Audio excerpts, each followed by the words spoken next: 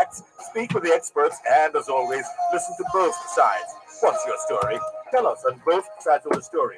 922-4112, 922-4113, 922-4114, and 922-4115.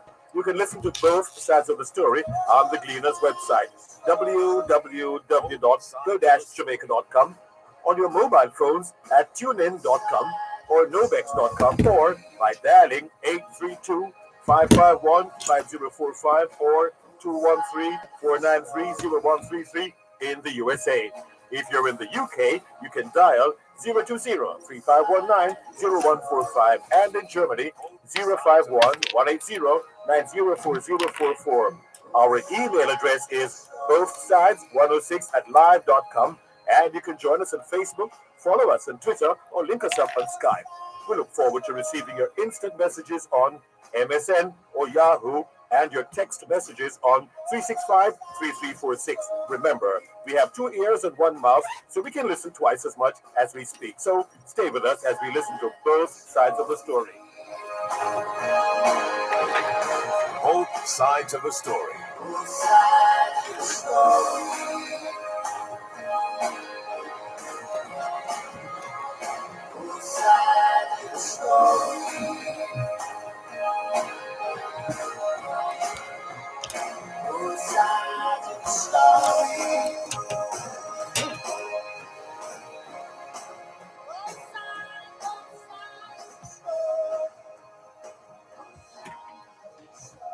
Both sides of the story. We always need to hear both sides of the story. Both sides of the story. Both sides of the story. Both sides of the story. Yes, both sides of the story. Both sides of the story. Both sides of the story. Both sides of the story. Both sides of the story.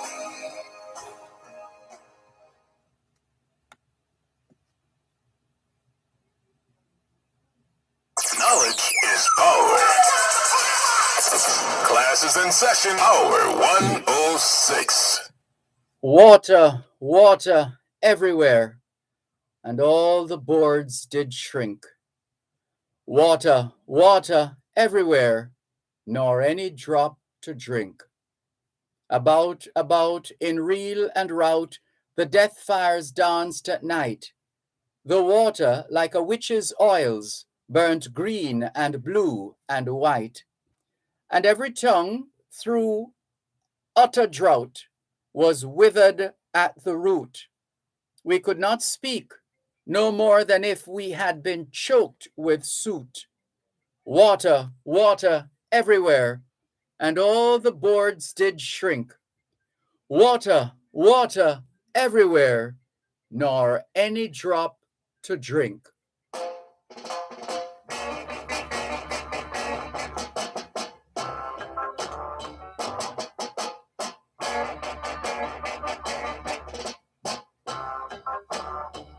Moderation, oh yes, moderation there. Moderation, oh yes, moderation there. People them a ball, moderation there. Tomorrow will be gone, moderation there. Oh, moderation there. Oh, moderation there. I live from east to west, moderation there. I move from north to south, moderation there. So everywhere I go, moderation there. Too much confusion in the city. Too much moderation on the line.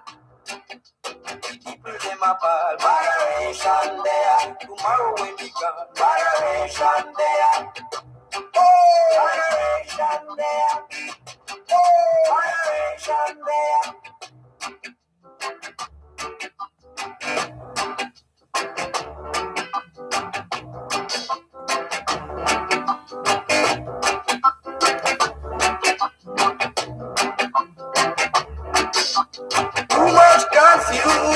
revolution in the city. Too much moderation on the line. People them about moderation there. Tomorrow when we gone, moderation there. Oh, moderation there. Oh, moderation there. I leave from east to west, moderation there. I move from north to south, moderation there. From everywhere Knowledge is power. Class is in session. Hour 106. It's the International Decade of Healthy Aging, the International Decade of Ecosystem Restoration, the International Decade of Ocean Science for Sustainable Development, the Decade of Action for Road Safety, and 2022 marks the start of the International Decade of Indigenous Languages. It's the 11th day of the 5th month of 2022, the International Year of Sustainable Mountain Development, the International Year of Basic Sciences for Sustainable Development, the International Year of Glass, and the International Year of Artisanal Fisheries and Aquaculture. It's also the 11th day of the first month of the 2022 Atlantic hurricane season.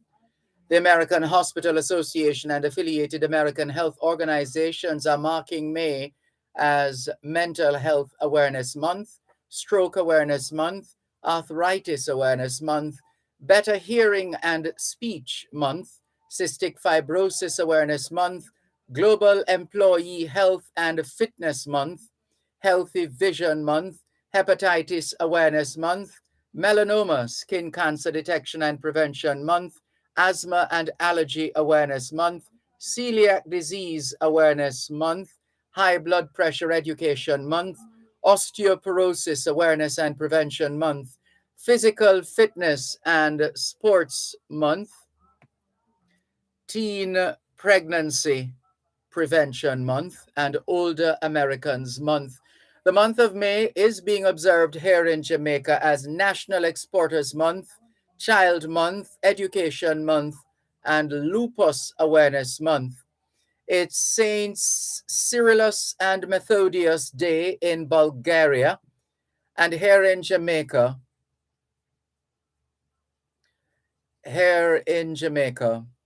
we remember the Honorable Robert Nesta Marley, OM, who transitioned on this day in 1981. Hoy es miércoles el 11 de mayo 2022 y les saludamos en cualquier parte del mundo que nos están escuchando en este momento. Estamos muy agradecidos por el don de la vida y el privilegio de servirles en otra edición de su programa Both Sides of the Story, ambos lados de la historia.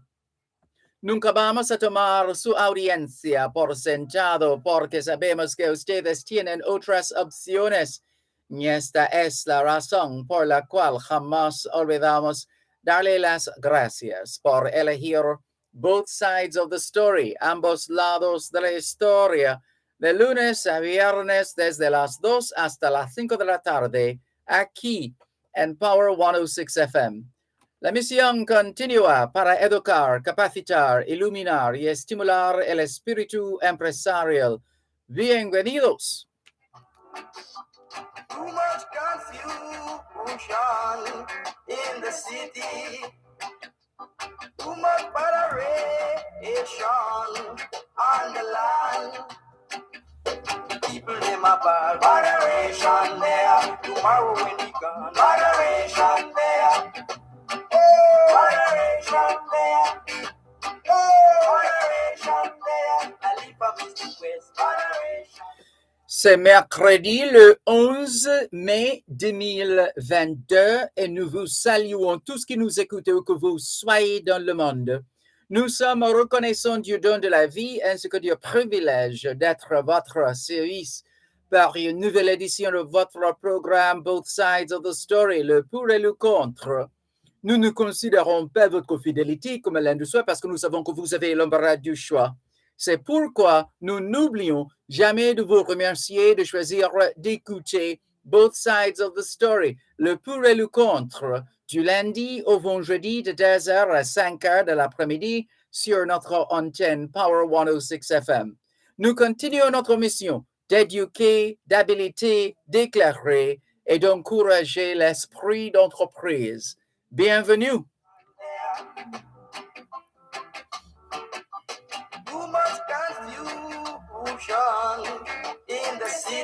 All we're saying is it's Wednesday, the 11th of May, 2022, and we greet you well wherever in the world you are listening to us right now.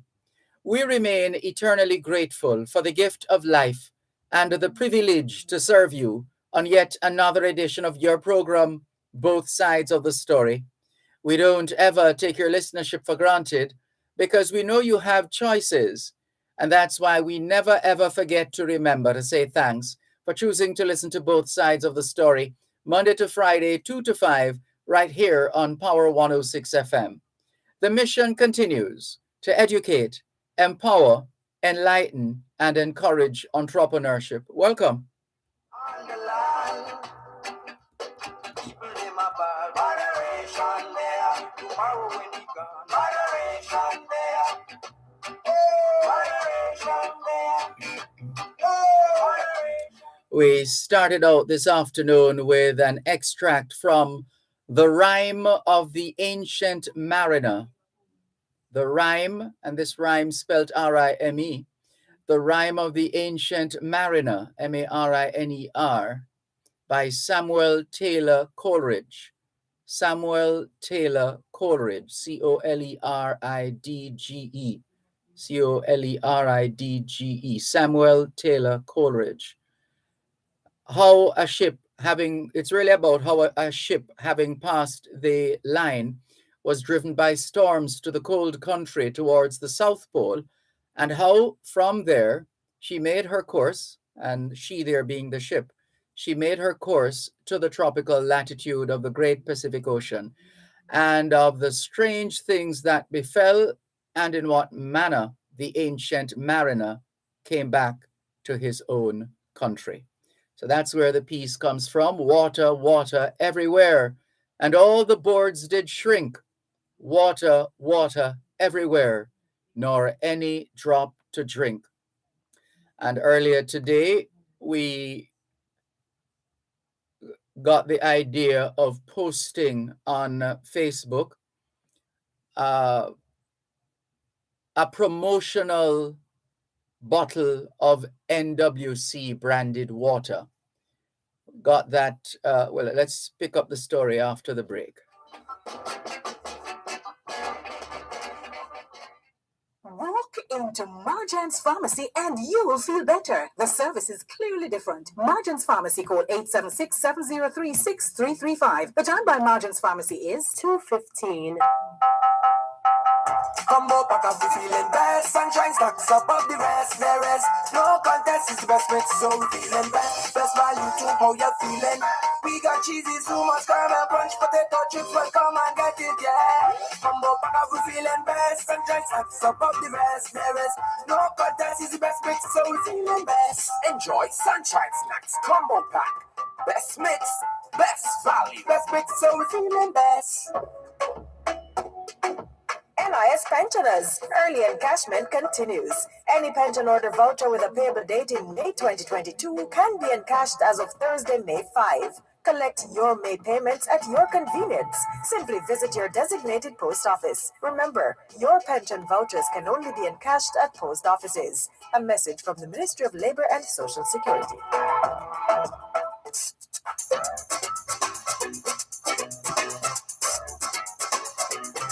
Under the Law helps you to know your rights and how the laws of Jamaica can help you defend those rights.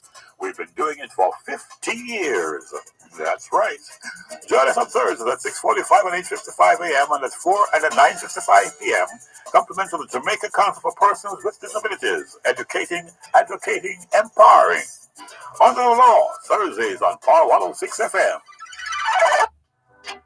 Moderation, oh yeah. Right. So last month we were handed a bottle of water branded NWC.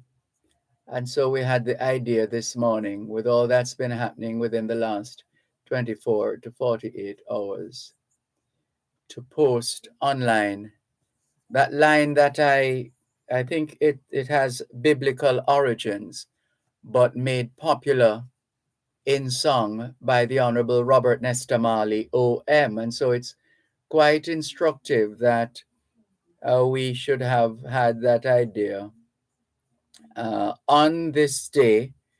I believe it's 41 years since Bob Marley made the transition, and 41 years later, we quoted that line as included in the lyrics for Rat Race. The song is Rat Race. And there's a line in Rat Race. There's a line in Rat Race by Bob Marley that says, it's a loaded line. It's loaded. It says, "In the abundance of water, the fool is thirsty. In the abundance of water, the fool is thirsty." For the children listening, those of you who do literature and related subject matters, you should be able to dissect and disaggregate those words and draw your conclusion as to the ultimate point being made. In the abundance of water, the fool is thirsty. Good afternoon to those of you listening to us on 106.1, 106.3, 106.5, 106.7, and 106.9. From Morant Point to Negril Point, from the Goat Islands to Galena Point. This is Power 106 FM, serving Jamaica and the diaspora.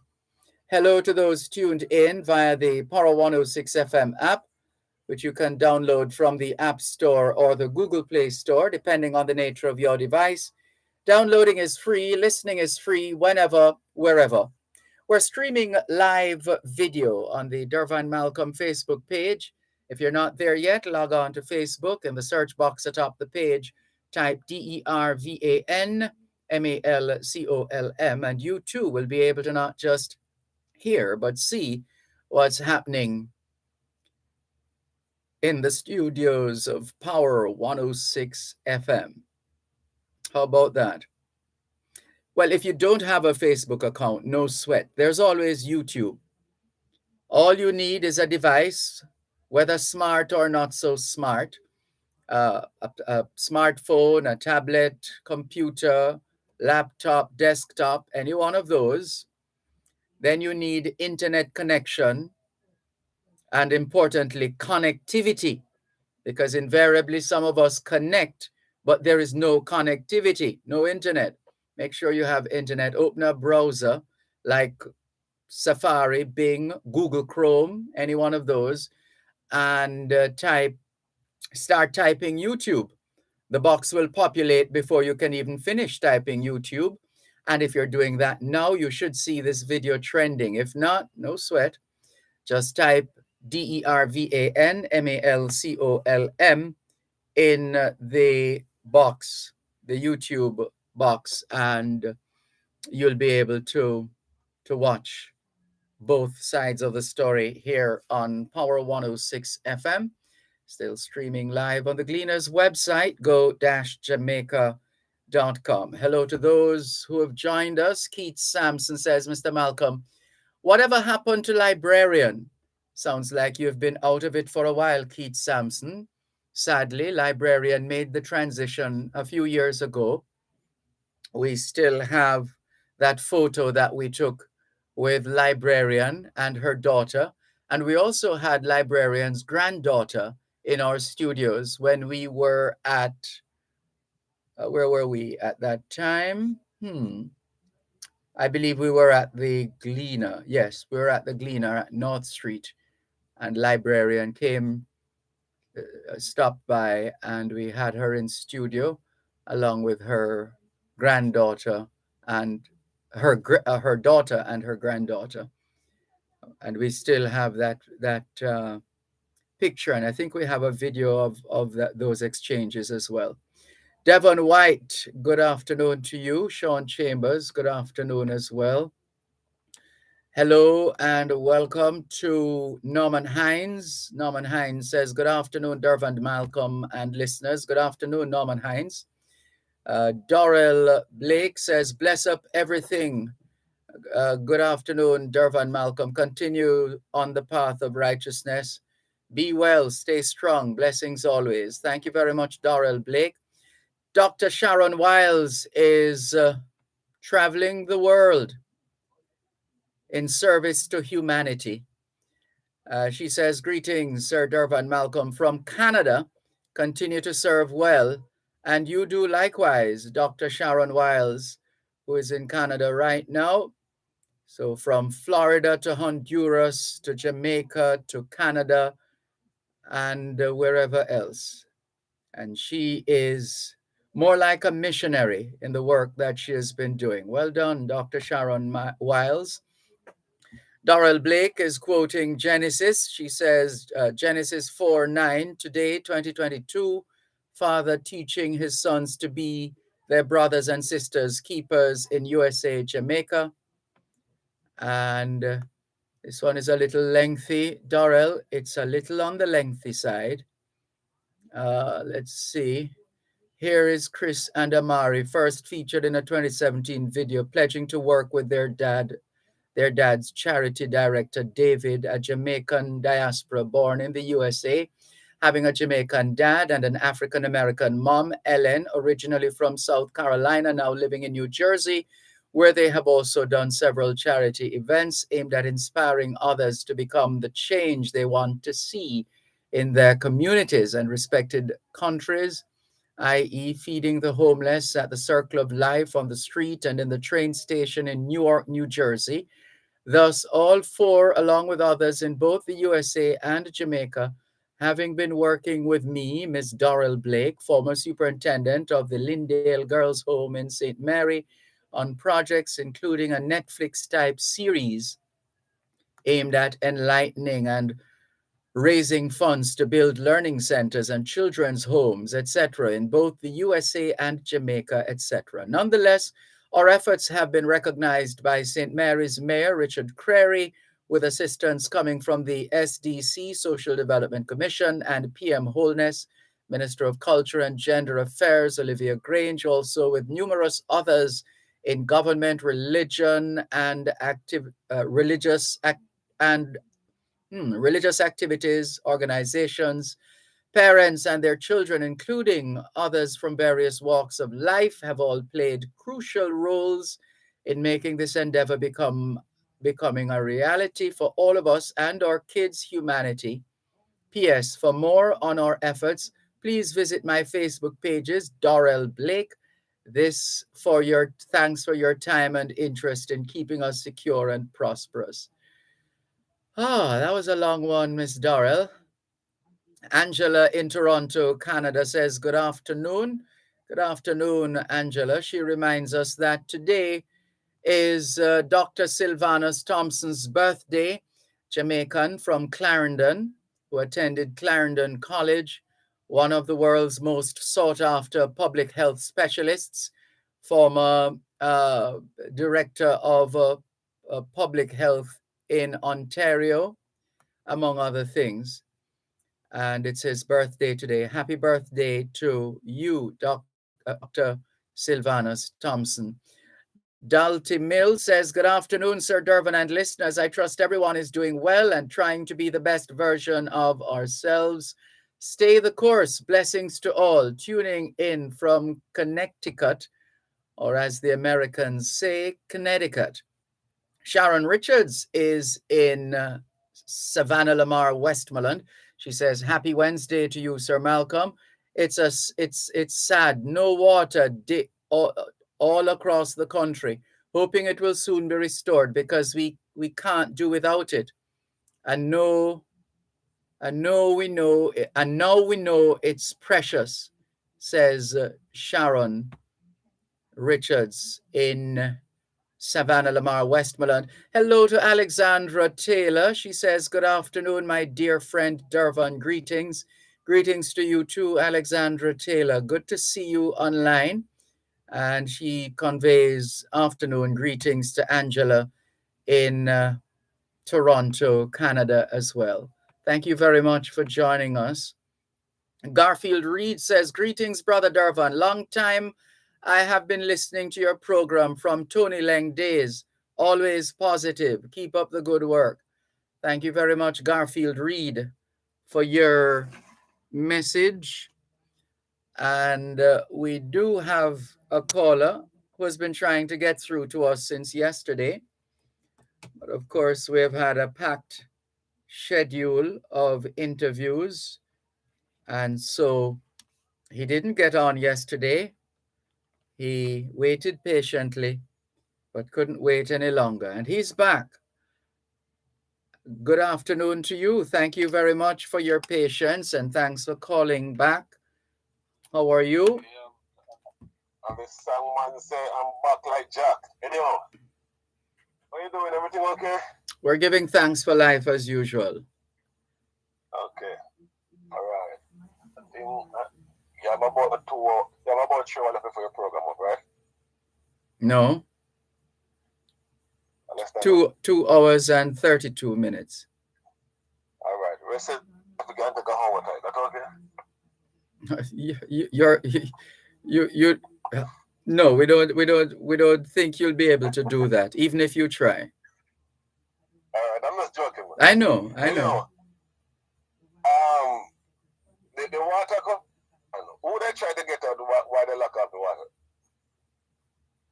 Say that again. The water. People in that strike. Who they try to get out? The workers. Minister? The workers at NWC, National Water Commission, close to 2,000 of them. It's always the people who suffer. That's what it boils down to. The people are the one, the general public tends to suffer. But this is their way of saying to the government, the decision makers, that they have had enough and time come now. One moment, please.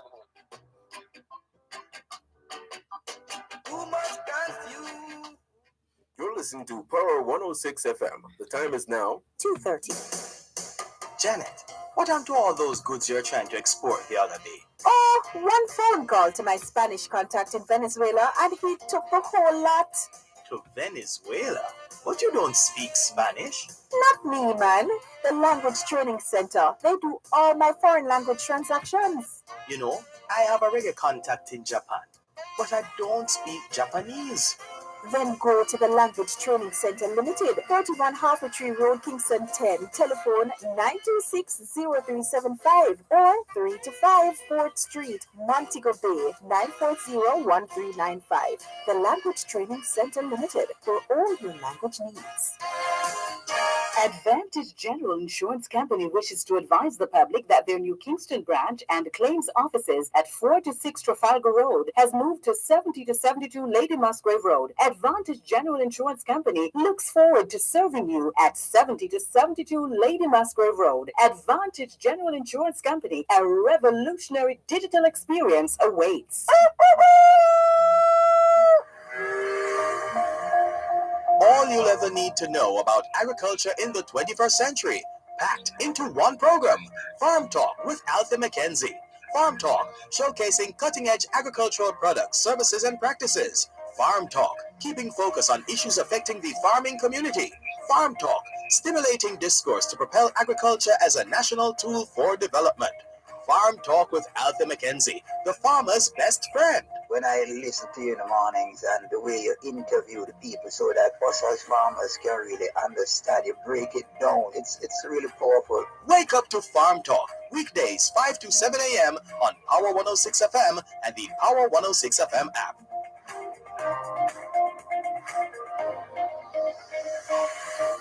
Too much confusion in the city.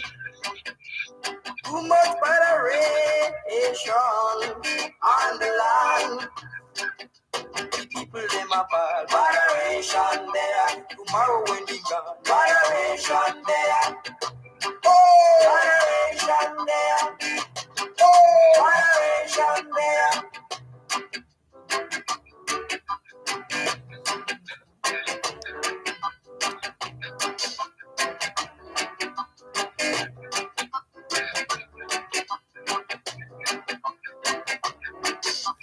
Too much confusion.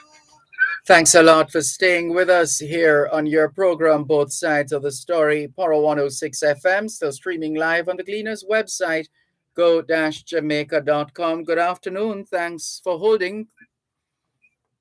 Yeah, but when you say them trying to get to the government, you have my mind all over the place. But what I'm trying No, to I have no such thing. You have your mind all over the place. Not me have your mind all over the place. All right. So who specifically I'm trying to get to? The government of Jamaica. No, Because the government of Jamaica, according to the workers, and this government it has no color. It's right across the board, both sides, because it transcends about four. Whoa, it's been a while actually that we've been hearing about reclassification. It transcends quite a few administrations, but they just feel that they can't take anymore, and they just decided to do what they did yesterday. Although on the face of it, it's illegal, because they should at least have given, I believe, 72 hours notice, and they didn't. And that's because they wanted a particular effect why they did not do that. And they apparently can keep secrets too, because it wasn't leaked at all, from what we understand. It was supremely well planned and very, very, very well executed, at the expense of the people, of course. So they try to send a message to the minister. Yes. Okay, so why they don't lock off his water than lock off my water when me have nothing to do with it? But you know something, it's funny you should say that, because I was reading, let me see if I can pull it up. Here we go. I was reading from CNN's, they have a newsletter that they send out called 5 Things. So they choose 5 of the top stories of the day. And at number 4 is Sri Lanka. Listen to this. Protesters in Sri Lanka have burned down homes belonging to 38 politicians. Protesters in Sri Lanka have burned down homes belonging to 38 politicians as the crisis-hit country plunged further into chaos, with the government ordering troops to shoot on sight. Police in the island nation said yesterday that in addition to the destroyed homes, 75 others have been damaged as angry Sri Lankans continue to defy a nationwide curfew to protest against what they say is the government's mishandling of the country's worst economic crisis since 1948. The Ministry of Defense yesterday ordered troops to shoot anyone found damaging state property or assaulting officials. Violence has left at least 8 people dead since Monday, although it is unclear if all of the deaths were directly related to the protests. More than 200 people have been injured. So that's what's happening in Sri Lanka. I just made the point because when you ask about turning off the minister's water, my mind went straight to that piece I was reading from CNN about Sri Lanka, where the protesters burned down homes belonging to 38 politicians. Right. So you're suggesting that they be more targeted in their approach. And you think, oh, I see. If you try to get them attention and them not pay no mind, then you have to do something to get them attention. But if me pay my bill on time and me owe no money, why me have to suffer at the expense of the minister? Well, I did hear the workers themselves, one or two of the workers saying, but hey, we are feeling it too, because we don't have any water either. But them have the ways of means of getting water, but me have to depend on them. What ways and means? If they have shut down, if they have shut down. No, if they turn it on, they're not the only ones. If they turn it back on, they're not the only ones who will get water. Other people will get water as well. That's the nature of the system. I understand you, but they can go to them whatever station or whatever. They can go and get the water. But everywhere is locked down. All the stations are locked down, and the offices and the pumps and so on. So the next question I would ask you in this case now: when the next bill come out, them going to do some deduction, like say, all right, for the 2 or 3 days that will lack of the water. No, that has never happened, and that will never happen under the present policy or act establishing the NWC. That will never happen under the current act. That somebody will have to be bold to lead that change that says when people are not getting water, they should not be charged. Mind you, they will argue that a charge is still appropriate, considering that you still have NWC connections in place. Yeah, but I'm not getting a service from it. Well, somebody will have to challenge us.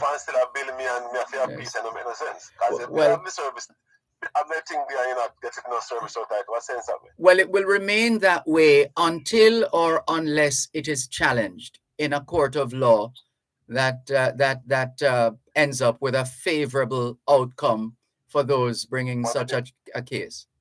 But the court going to rule in their favor, not in my favor. No, man. Why you would say something like that? What kind of reasoning is that? I'll tell you something. What kind of reasoning is that? What kind of reasoning is that? No, man. You can't. How do you get to that conclusion? The case hasn't started yet, and you have closed the door. Oh, how do you? What's the thinking behind that? What are you thinking? Like all right. Yeah, more about work out with this. I know a good point on this one. Where it like when they say you steal a light and you go put on them fine you. When them say you steal the light? No, it can't be when them say you steal the light. There has to be evidence. Somebody just can't say you. You have evidence say you have illegal connection at your property. And when the judge find you, who the money go to? It goes to the state. The state. So you don't go to the light company? The company, no. It depends. I don't know. It depends on the nature of the situation. Because you're asking me to speculate now. And I don't want to join you in speculating along those lines and taking it for a stretch that is not deserving of such. Okay. All right. One last thing on the line. In what year Wappy kill Philip? That information is actually in the archives. I would have to pull that down. But it's not. The names are wrong. The names are wrong. The pronunciation is there's a dissonance between what we have been saying, Wappy and Philip, and the actual names of the individuals. But I'll see. I don't know. I'll see when I'll be able to pull that from the archives. But it does exist. There is such a story. I hear telling somebody today that some people in the countryside of Jamaica don't have water in their pipes since Wappy came to us. So I'm trying to find when that happened. Yeah, well, it's something did happen. There are two people. I don't want to try to recall now because I don't. I'll have to pull the information. But that something did happen involving those two individuals. Okay. Yeah. Next point is that because all right, they say the water commission people try to get money from the government and they pay, right? No, it's not just about getting money on their pay. It's a reclassification exercise. In other words, it's instead of lumping people in a particular area or in a particular category, where you do a kind of a one size fits all. What really is supposed to happen is that over time, there are workers who perhaps would have upgraded their skills. There are all kinds of different permutations. The nature of the work, additional work being done, being given, whether the compensation or the remuneration is keeping pace with the performance of the individual and the work added. It's a whole suite of things. So what it boils down to is that without the reclassification, the workers will remain, for the most part, at a place that is undesirable in terms of their earnings and their morale, etc. And so the hope is that the reclassification, once it goes through that process and people are properly classified in terms of their positions and the remuneration to match that position and their skill sets, their qualifications and the remuneration to match that. I'm just putting it in as simple terms as possible. So that's really what it is. But it seems to me, no, what you explain to me, it seems to me that going to be a long process for everything to finalize. Not necessarily. The technology exists that can put the credentials of the individual workers into a system, and that system would help in the process of determining how to treat this worker as opposed to that worker as opposed to another worker. If I'm hearing right, them say they've been trying. One moment, please. It's been a long time, almost 2 decades. Too much moderation. You're listening to Power 106 FM. The time is now 2:45. Good news! Private HIV care is now more affordable with Health Connect Jamaica. What that means is you can access HIV care with a private doctor at little to no cost. Give us a call at 876-669-7349 or book an appointment at healthconnectja.com today. The preceding ad was brought to you in partnership with the USAID. 4-H clubs across Jamaica will parade their accomplishments, having participated in highlighting the agricultural competencies, education, skills, and achievements at the parish level in this year's staging of the Jamaica 4-H Club's National Achievement Day, under the theme, Youth in Agriculture, Strengthening Food Security Through Innovation and Technology. This Friday, May 13 at the Denby Showground in Clarendon. Tune into Power Talk from 11 a.m. to 2 p.m. for highlights from the event. This live broadcast is brought to you by the Jamaica 4-H Clubs, the College of Agriculture, Science and Education, CASE, the National Irrigation Commission, NIC, and SCJ Holdings Limited.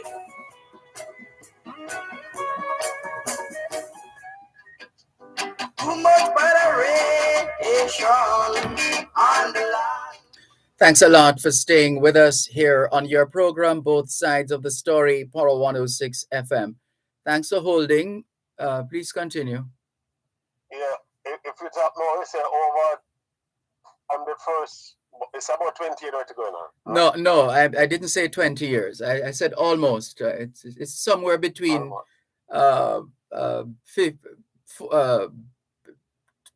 some close around maybe 15 years, 14, 15 years. And it's not just the NWC workers.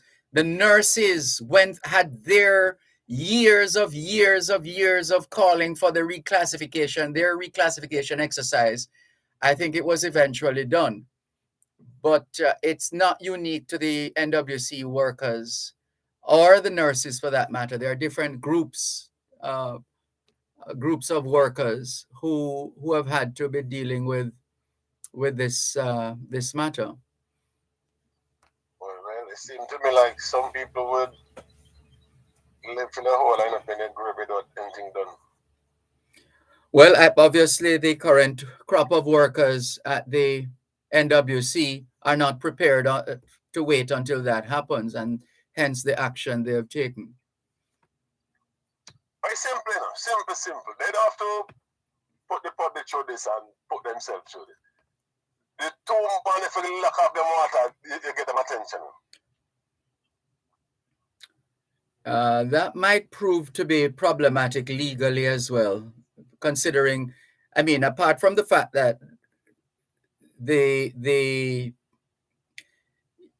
if an individual does that and is found out, that could be a court matter. But collectively, what they have done wrong is they failed to give notice. They failed to give notice of their strike action. And that, I believe, is one of the most contentious, well, perhaps the most contentious part of whatever negotiations they'll be having. Because a big reason for that now is that three-letter word that we like to talk about on this program. Man's biggest problem is a three-letter word, E-G-O, ego. And if people feel that their ego has been bruised or otherwise blemished, they are going to put up resistance. And it's going to take a statesman or a stateswoman to step in and say, hey guys, come on, man. Let's work this out. So like what earlier on you say, they keep it as a secret and take us by surprise. So if they take the minister by surprise and keep it a secret, he won't know who lock up him water until unless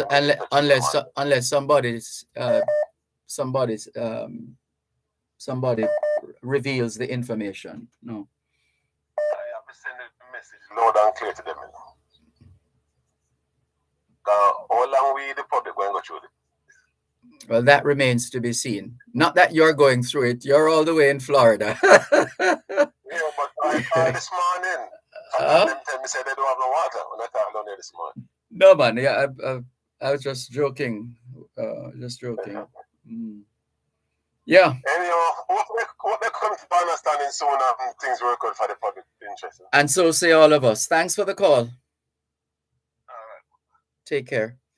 This is your program, Both Sides of the Story, Poro 106 FM, still streaming live on the Gleaners website, go-jamaica.com. To the phone lines, just before we get back to the phone lines.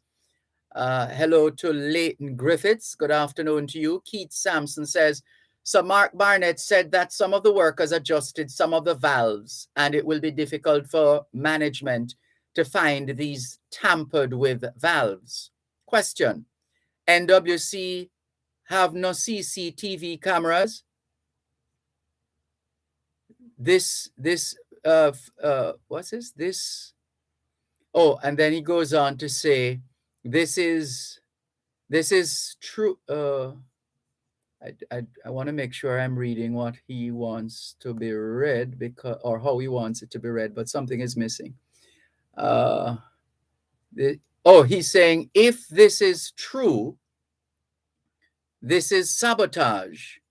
And what are the contingency plans in place to trigger Plan B if workers tamper with valves? Bottom line, security cameras should pick up who these workers are. So that's a message from Keith Sampson. As it is now, Keith Sampson, the latest we heard, and we don't know if anything has changed since then, is that the engineers, and obviously these engineers are familiar with water systems and hydraulics and related matters. Engineers from the Jamaica Defense Force have been directed to apply their engineering skills to restore water supply. That's the last thing we heard. Not sure if anything has changed since then. And a couple more messages. Sophia Nemard, good afternoon. In Newell, St. Elizabeth. Golden Brown, good afternoon. Rani Bell in St. Thomas. Golden Brown says, when we've thought we have seen it all in response to Sri Lanka, we have to think again. What a world. Yes, indeed, Golden Brown. Let's go to the phone lines, 876-922-4112-5. There's a caller on the WhatsApp line, but that call came in after those who are on the call-in line. So let's go to those first. Hello, good afternoon. Thanks for calling. Yes, Mr. Malcolm. Good afternoon. Yes, I wonder if places like Upward Camp and Jamaica House and Garden House, they're without water as well. If they are, well, I would like to think so.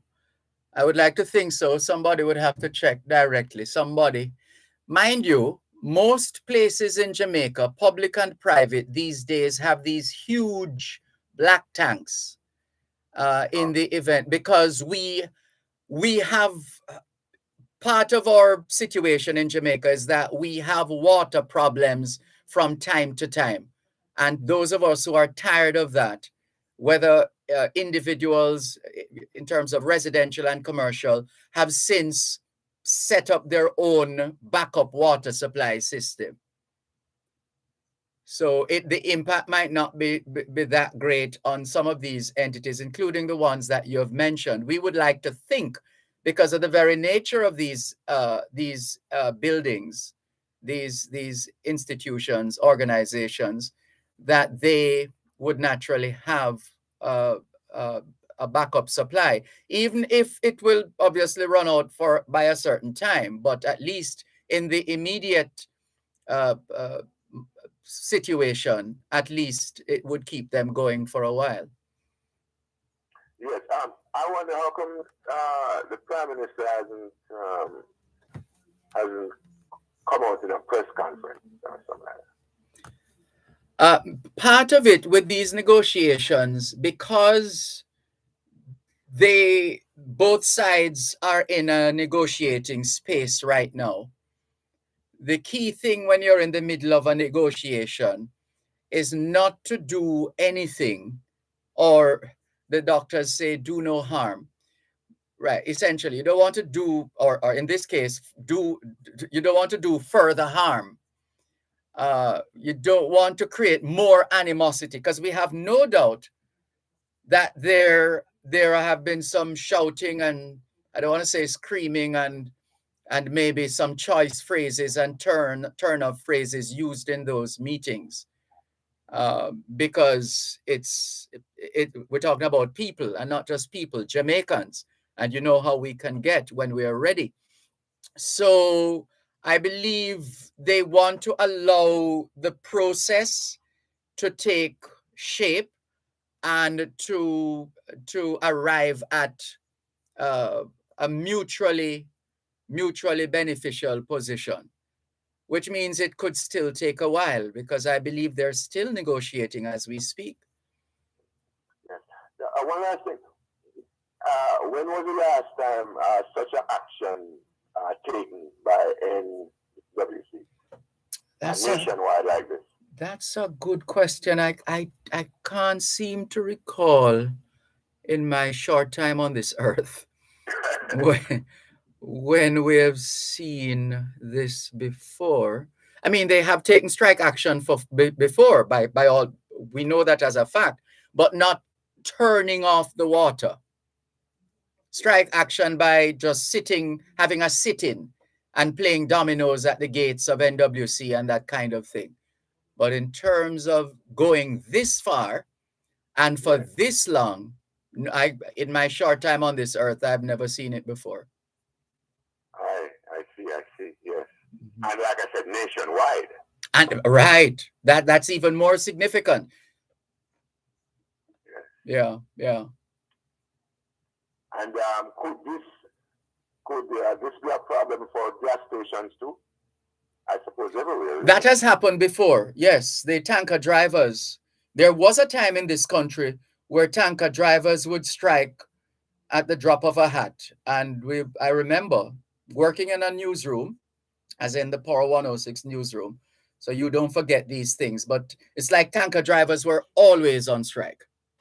And motorists were always having to rush to gas stations to fill up their tanks before the strike action kicked in. But what I remember is that they would normally give notice that they're going to strike.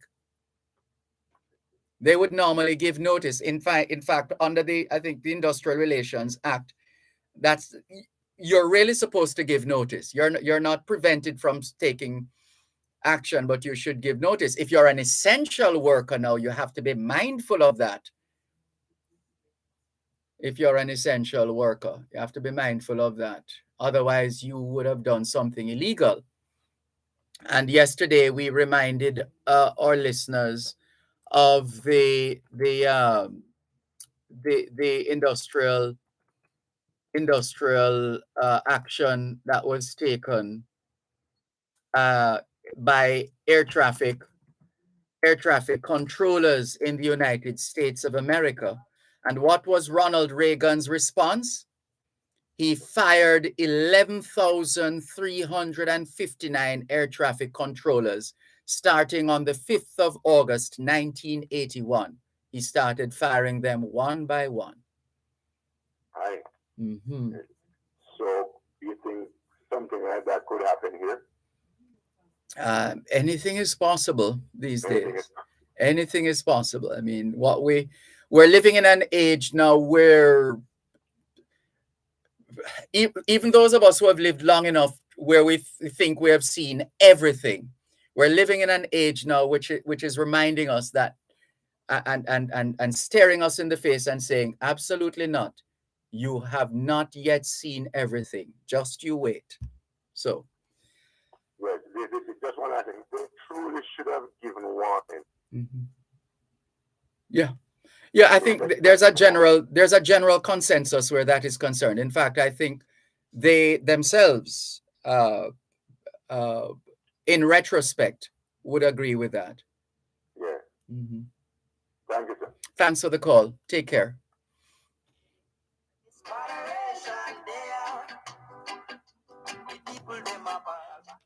You're listening to Power 106 FM. The time is now 3 o'clock. Your health is key to your wealth. Suffering from muscle, joint, neck, back, and other pain? The Rehabilitation Institute of the Caribbean, providing medical care for function and performance in association with Winchester MRI, Jamaica's first choice for MR imaging. Immune Active Dent, hello, good afternoon. Of key active ingredients designed to boost the body's natural defense. And all we are in a commercial break now. We have another caller ahead of you. So we'll take that caller when we come back from the break. When we're through with that caller, we'll take your physical medicine and rehabilitation for people overcoming pain or dysfunction from injury or disease that affects muscles, tendons, nerves, and joints. Rehabilitation Now with host Alicia Taylor and rehabilitation physician Dr. Paula Dawson airs every Thursday, 5:30 to 6 p.m. on Power 106. Free your body from aches and pain with Rehabilitation Now. Too much confusion in the city. Too much moderation on the land. People them a ball, moderation there. Tomorrow when we gone, Moderation there. Thanks a lot for staying with us here on your program, Both Sides of the Story, Poro 106 FM. I'm Dervan Malcolm, taking your calls on 876-922-4112 to 5. Hello, good afternoon. Thanks for calling. Listen, Greetings, Raskava. I sought your help as usual. I heard Mr. Smoother on the radio making a big Just boast. before you go on, Raskava, there's a lot of shuffling and muffling and tussling in your background. It has now gone quiet. Yes, go ahead now, please. The fan was on. Oh. You need a little water to cool down, so you have to use the fan. Well, Mr. Smoother, I heard him on the radio, and he was also on the television and the news saying in a boastful way, water has been restored. Does it mean it was restored to selective people, him and his friends? What did you make of that? We would have to ask Mr. Samuda. Is this Matthew Samuda you're referring to? No, Big Papa Samuda. Oh, Carl Samuda. Yeah. Oh, I would have to ask him. Did you not hear him saying it? No, I'm sorry. I'd have to play the tape. I sometimes don't get to. I sometimes don't get to watch the news because I've set my digital video device to record the newscasts. So I haven't. When he said on the radio, you know. But I've seen it in the paper as well. Sorry, go ahead. Right. And when I heard him echoing it on the news again, we were going to turn on the pipe and I would just end up ashamed. So I'm saying, how could he be coming to tell the nation that when it is fake news? Well, we'd have to ask Mr. Samuda that. On what basis? We'd have to ask him on what basis did he announce or declare that water had been restored? Yeah, because it has make some people glad back near the bus. And when they go back to check out, then go back down right down with them and they like a mash up Kalalu. No, sir. You see, if he was so advised, which most likely it would be like that, then you must recheck the information that you get before you come public and announce it. Yes. You can't just take them things for granted like that, or you just want to silence some people. You let people speculate when you do things like that. Right. Let's just see how the Gleaner reported it here. President of the National Water Commission, NWC, Mark Barnett, says water supply has not been restored to a great degree to customers of the utility company, as Labour Minister Carl Samuda claimed in Parliament yesterday. So then that is not what our politicians, our ministers, should be going into Parliament to do, mislead the nation. That is actually that is actually a serious charge when it comes on to Parliament. If any representative appears to have misled the House, that's a significant breach. Yeah, I think so, but no one come out and make an apology and say, well, somebody mislead me. But then again, that could not be a reason for you to be saying it. You need to double check. Yeah, people check your information where you share. Yeah, people can in fact be misled. Leaders are misled from time to time. I recall that press conference. I think it was a declaration of a state of emergency in what's the name of that place? Mount Salem. And there was the police had given the Prime Minister some incorrect figures, and that didn't go down well at all. In fact, I haven't seen that policeman in a while. Well, if he was misled, then the person who would have been the culprit should not have that job anymore. If he now resign as a minister, the person who misled him should not have that job. Yeah. Because he a public mischief that. Yeah, well, you would have to prove public mischief because, again, that's why we say, I like to say on this program, to tell a lie, you must know the truth. To tell a lie, you must know the truth. So that's the difference between that scenario of someone lying and a scenario where someone was genuinely misinformed, where there's evidence to demonstrate that this individual was genuinely misinformed.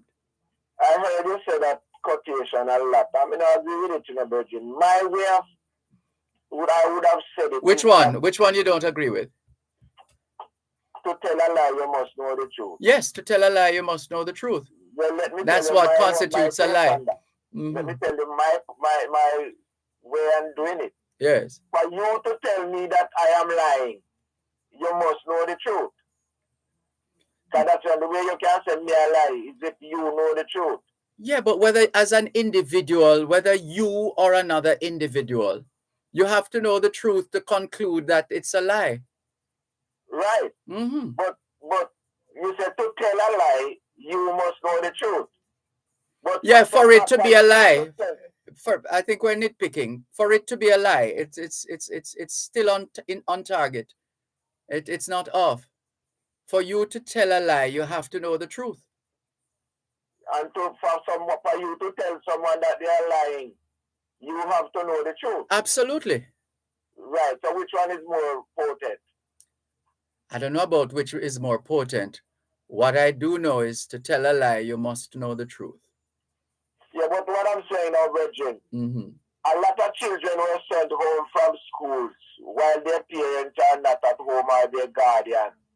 You know the risk that you expose and the danger that you expose those children to, especially the smaller ones who can't take care of themselves. Yeah, I think we discussed that before, yes. Right. And as I said already, elsewhere, we have a contract, and if you breach it, we should be able to sue you. And when then turn on back that water, because there's no space that has ever been empty yet, you know. In that space that the water had occupied, air has taken it over. And when you turn on that water in that rush for the water to retake its space, it's going to trigger. Go ahead. It push out that air, and that air spin that meter yes. faster than the water would have done it to escape. Yes. Why should we still have to be paid for that? Yeah, well, the NWC will say, well, it's one of the it's not unique to their system, and it's one of the features of the system as it is. That was you see, when, for instance, power cut down and the pump have to rely on electricity and it not work and it turn off, well, we would not really blame NWC, even though they should have a standby generator to restart the pump then. But when you deliberately turn off the bridging, it was prematurely thought about. So, because some of them should have get a reprieve and then bill say all of them sit there when them are put for paying customers. But nobody now help me. Come here when I idiot, no more think they're sitting there. Well, let's see. Let's give them the benefit of the doubt and see if there will be anything, if even an apology or something for the people of this country. Let's see. All right, sir. Thanks for the call. Take care. This is your program, Both Sides of the Story, Power 106 FM. Let's go to the WhatsApp line, same as the text line, 876-365-3346. Good afternoon. Thanks for calling. Hello, Dervan. Good afternoon. Good afternoon, yes. Okay, as a boy, I wanted to figure out, because, Jamaicans talk a lot of foolishness. So I heard that's not unique. That's not unique to Jamaicans, though. It's not Jamaicans alone who talk foolishness. Okay, what I'm talking about is to sit around and talk and answer story and all different type of things that is not really true. Like the Kendall crash and all that type of stuff. What about the Kendall crash? That wasn't true. Oh, we cannot get in. No, it's true. But we cannot get into all the stories that comes up the Kendall crash. That's what I'm talking about. Got you. But when I heard about Wappy killed Philip, I decided I was going to look it up. Yes. what I saw was that a guy by the name of Aston Jolly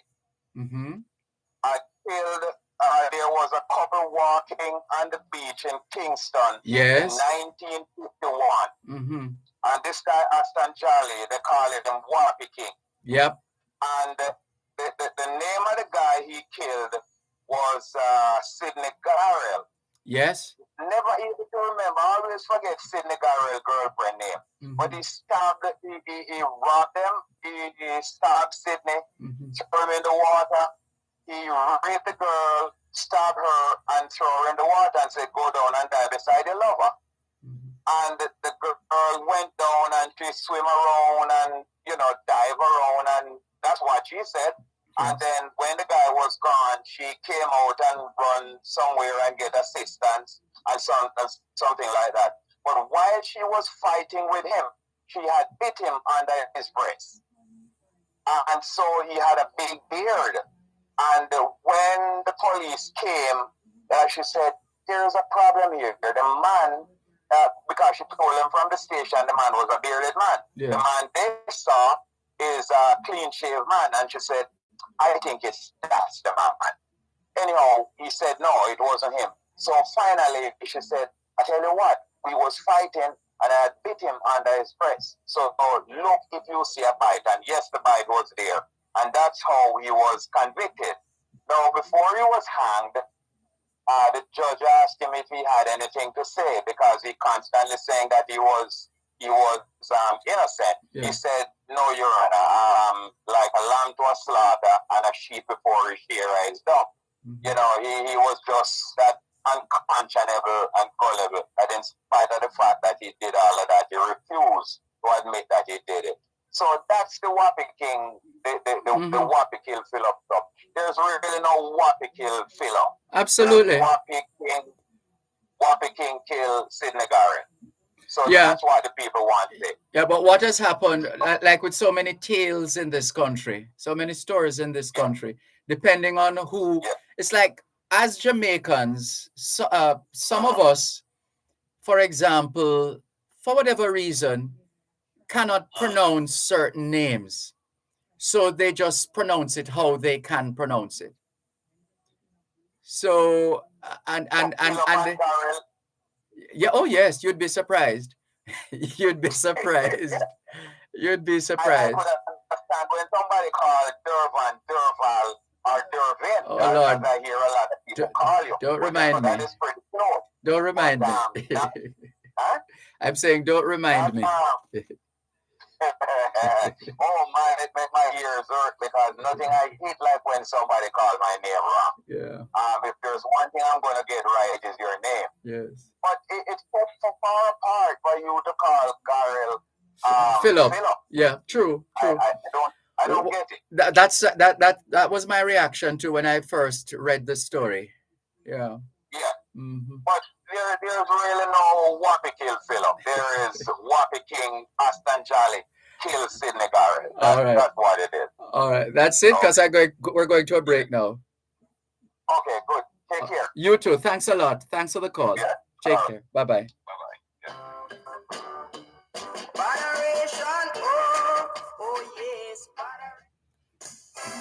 Coast to Coast Concrete, the high-quality concrete for fencing, roofing, foundation, and road surfacing. Call 876-754-7472. The time by Coast to Coast Concrete is 3:15. Make We Talk Tax during both sides of the stories, brought to you by Tax Administration Jamaica, working together to serve you even better. What is a gift in property transfer terms? Well, listen, a gift is a gift. Simple. Simple. Welcome to Make We Talk Tax question and answer segment. Today we seek answers to frequently asked questions about property transactions at the Stamp Duty and Transfer Tax Office. Our guest today is Andrew White, Senior Assessor. Andrew, welcome. Thanks for having me, listen. Today you'll be answering questions on transactions relating to property transfer.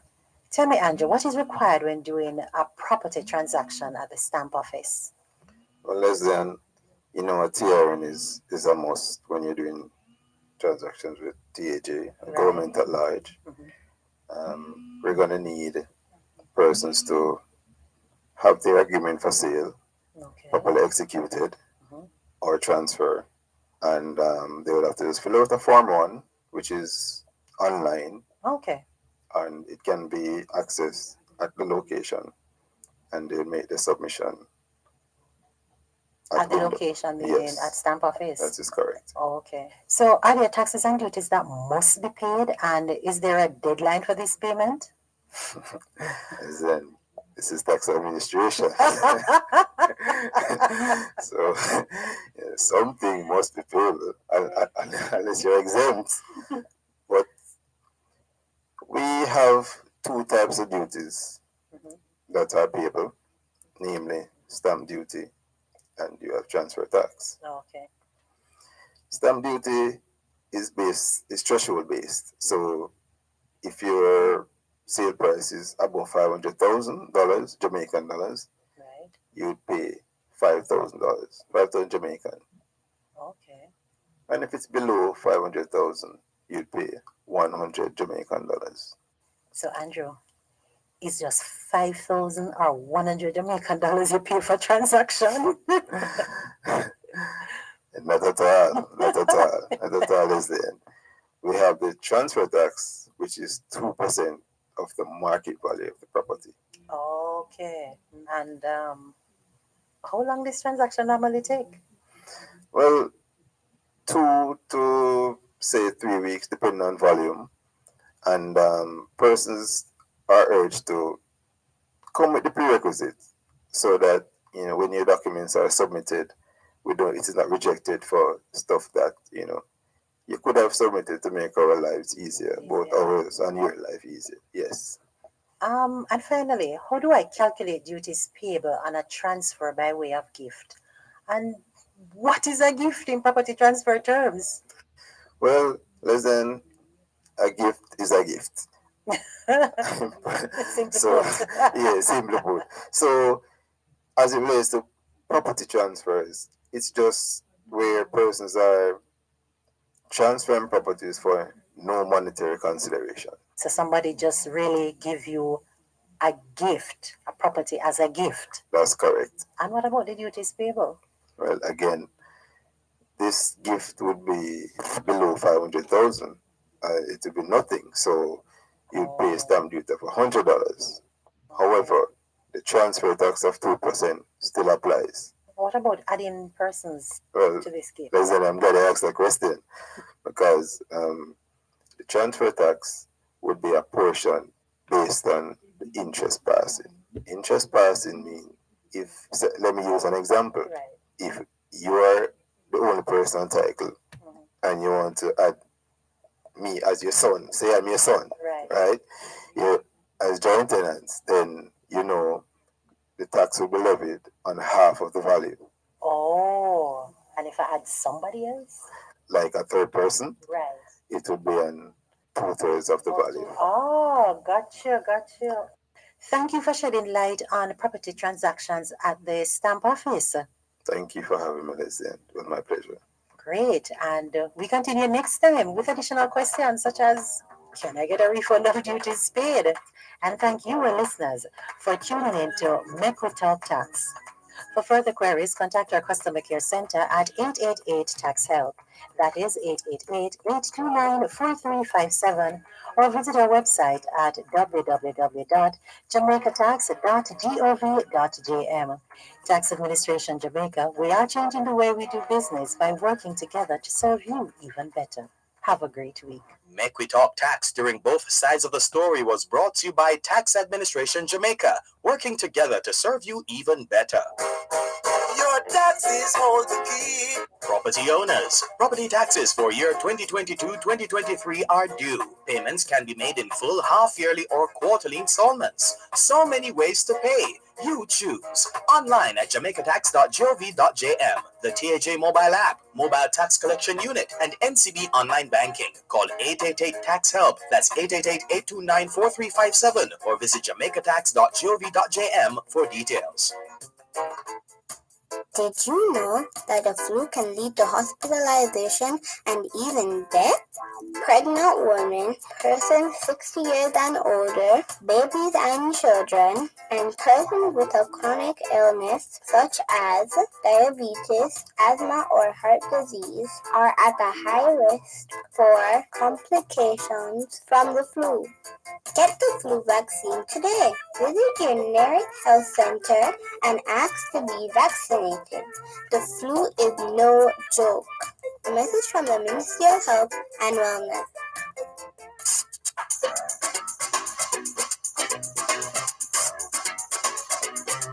Under the Law helps you to know your rights and how the laws of Jamaica can help you defend those rights. We've been doing it for 50 years. That's right. Join us on Thursdays at 6:45 and 8:55 a.m. and at 4 and at 9:55 p.m. Compliments of the Jamaica Council for Persons with Disabilities, educating, advocating, empowering. Under the Law, Thursdays on Power 106 FM.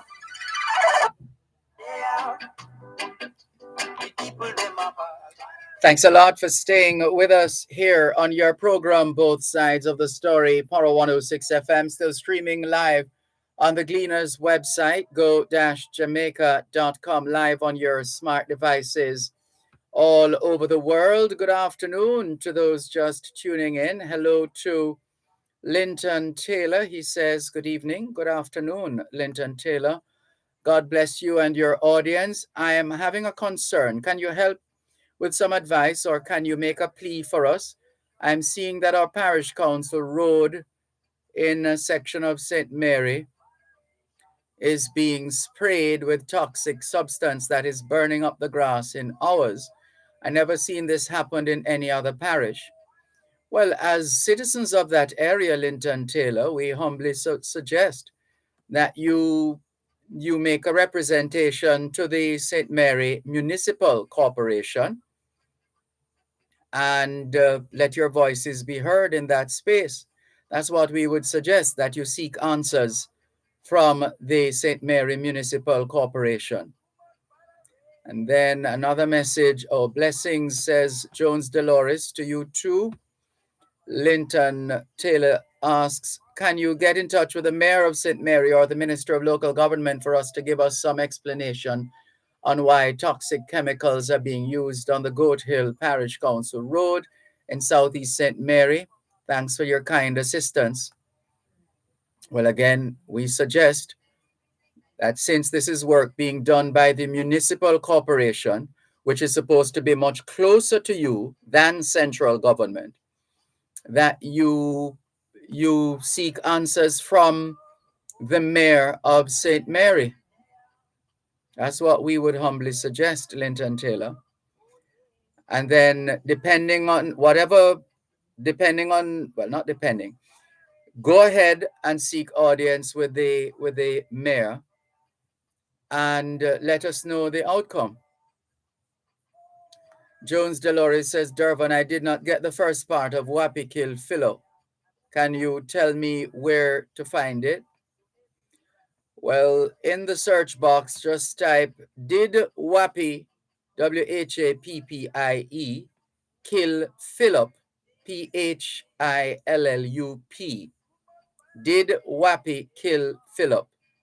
That's did Wapi, Wappie, kill Kill, Philip, Phillup, and then question sign. It was published in the Star. This particular version was published in the Star newspaper on the 24th of November, 2021. 24th of November, 2021. The incident happened, according to the Daily Gleaner, the 13th and 14th of June, 1951.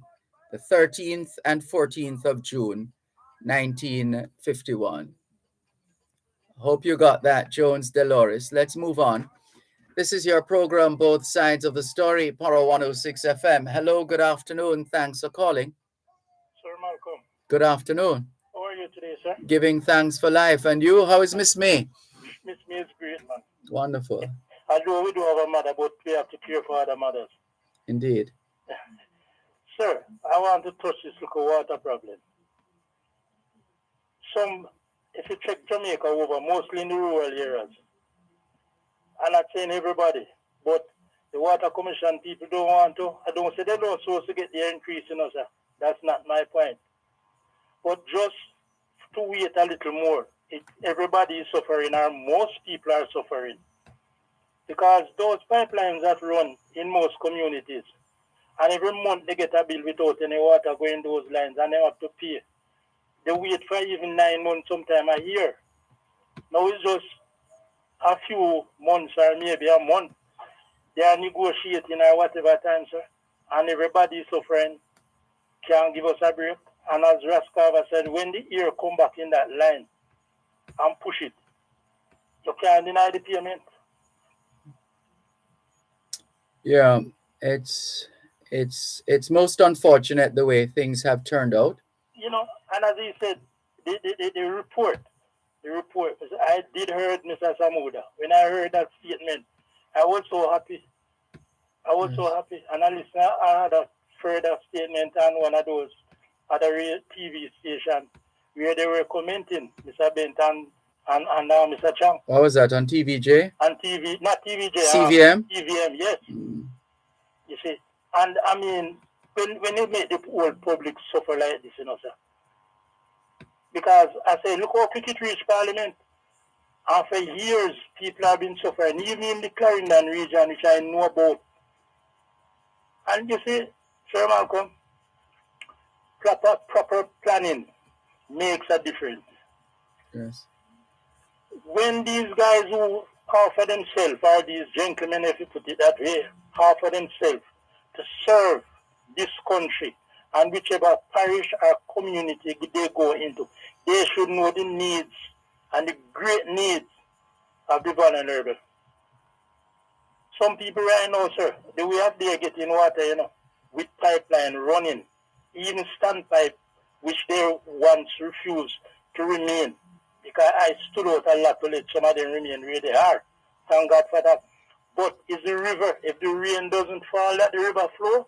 Some of those people don't get any water. They have to travel far or bite within the supermarket, which most people cannot afford, sir. At the school we have left a lot of people bank account dry. Mm-hmm. True. And now the new slum is Ukraine. So I don't know when we're going to catch up in us, and I'm very concerned. Well, we can remind ourselves of the words of the Serenity Prayer for starters. God grant me the serenity to accept the things I cannot change, courage to change the things I can, and wisdom to know the difference. So as we live our daily lives, let us think on these things and do what we can while we can for whomever we can. And to agree with this in closing, yes. One writer said, each day, I'm quoting him, each day in our lives is a page in our history. Beautiful. All right, sir. Malcolm, take care. So all the best to all our listeners. You too. Thank you. All right. Take care. This is your program, Both Sides of the Story, Power 106 FM. There's more after the break. Importers, provide proper invoices for customs when presenting goods for examination. This could prevent delays during clearance. The time by the Jamaica Customs Agency is 3:30. Attention plumbers, contractors, homeowners. If you need plumbing, see Master Plumber for genuine and hard-to-get plumbing materials, spare parts, hardware, and household items. 4 Makati Street, Montego Bay, 952-0001. Master Plumber, we have the plumbing for your water.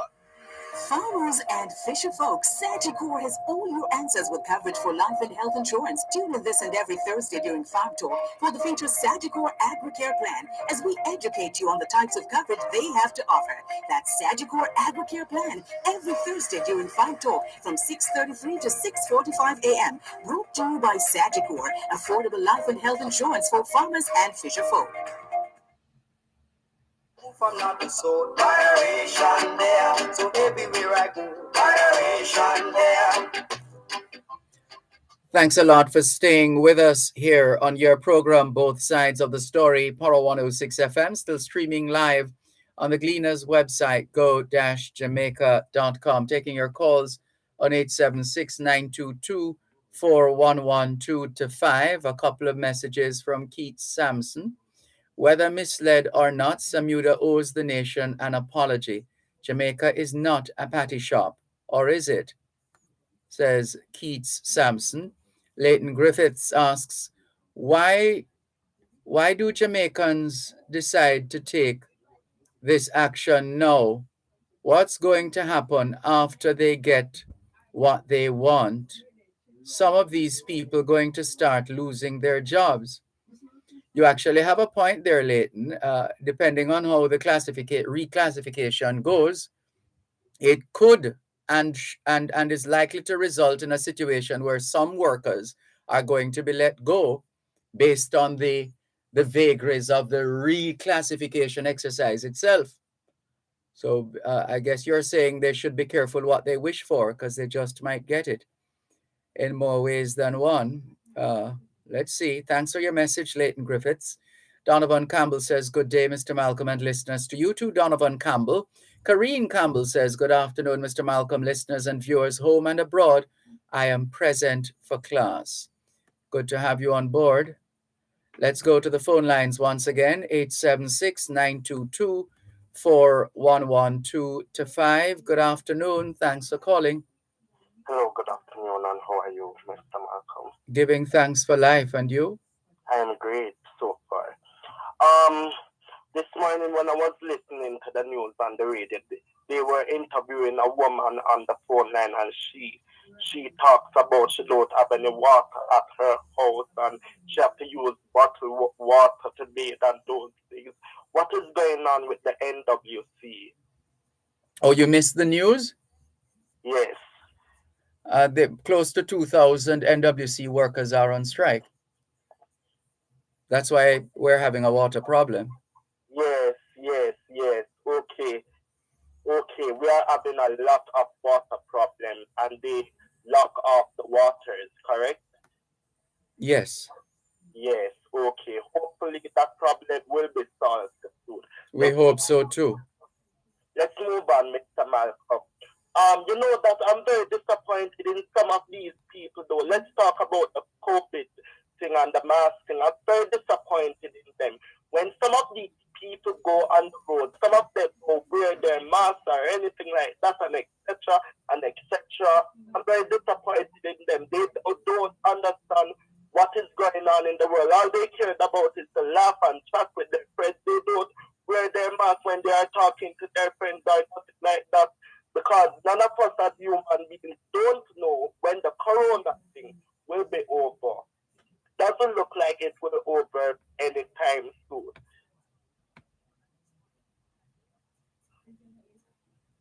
That's it? No. It looks like it won't be over very time soon, Mr. Malcolm. All we have to do, I'm saying this to all the listeners out there who is listening to this program, they have to wear their masks, sanitize, and practice proper hygiene and practice social distancing and stay 6 feet apart from each other. That's what I mean. Useful advice. Thanks for sharing. Thank you. I will call back another time to discuss another fun topic. All the best. Take care. This is your program, Both Sides of the Story, Poro 106 FM, still streaming live on the Gleaners website, go-jamaica.com, live on your smart devices all over the world. Let's clear some more messages.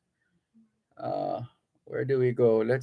We have a couple of leftover messages in addition to new messages. So we're going up the line here, and let's see. It's hard. Let's come down to this.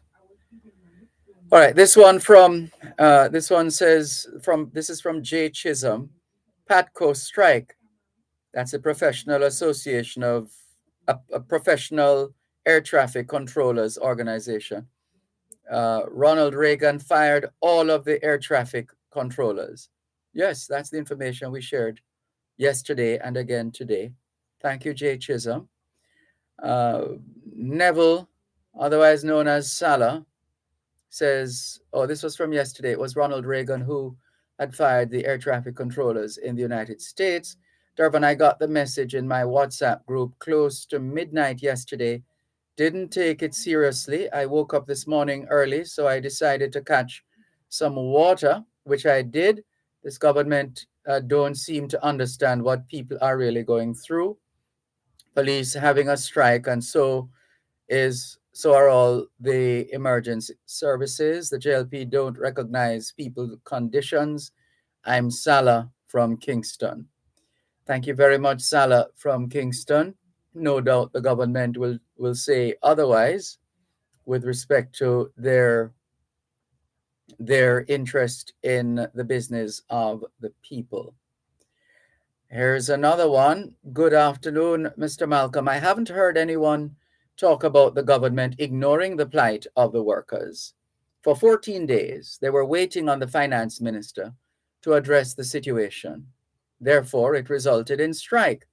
If we don't take evasive action, evasive, I don't think that's the word you wanted here. But anyway, your message says if we don't take evasive action, we're always ignored. It's called respectability. And all we need is a listening, compassionate ear from Anthony in Mobay. Thank you very much, Anthony in Mobay, for your message on WhatsApp.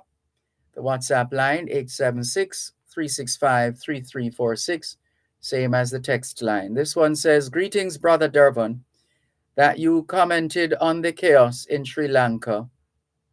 What constitutional restraints are there upon the extent or extreme to which Jamaica's law enforcement and national security agencies can employ force against the public in cases of social unrest? Thanks for your message, driver in America. It's called a state of emergency.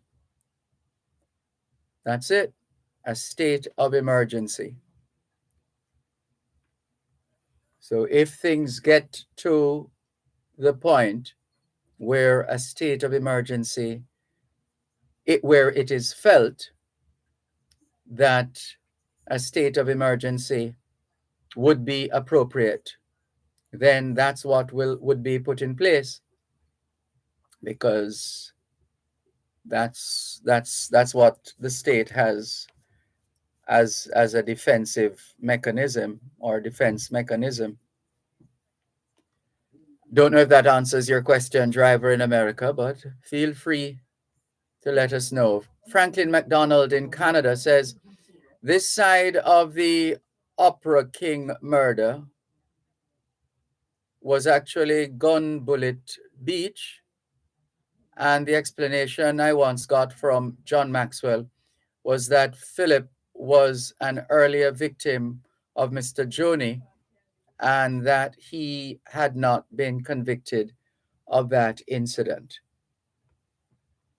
Well, the story as carried in the Gleaner back in 1951 seems to be quite detailed and on target. So just in case, all right, let's see how much of it we can share. So here's the story to answer the question of whether Wappie killed Philip. Did Wappie, Wappie, kill Philip, Phillup? Where do we start? Let's see.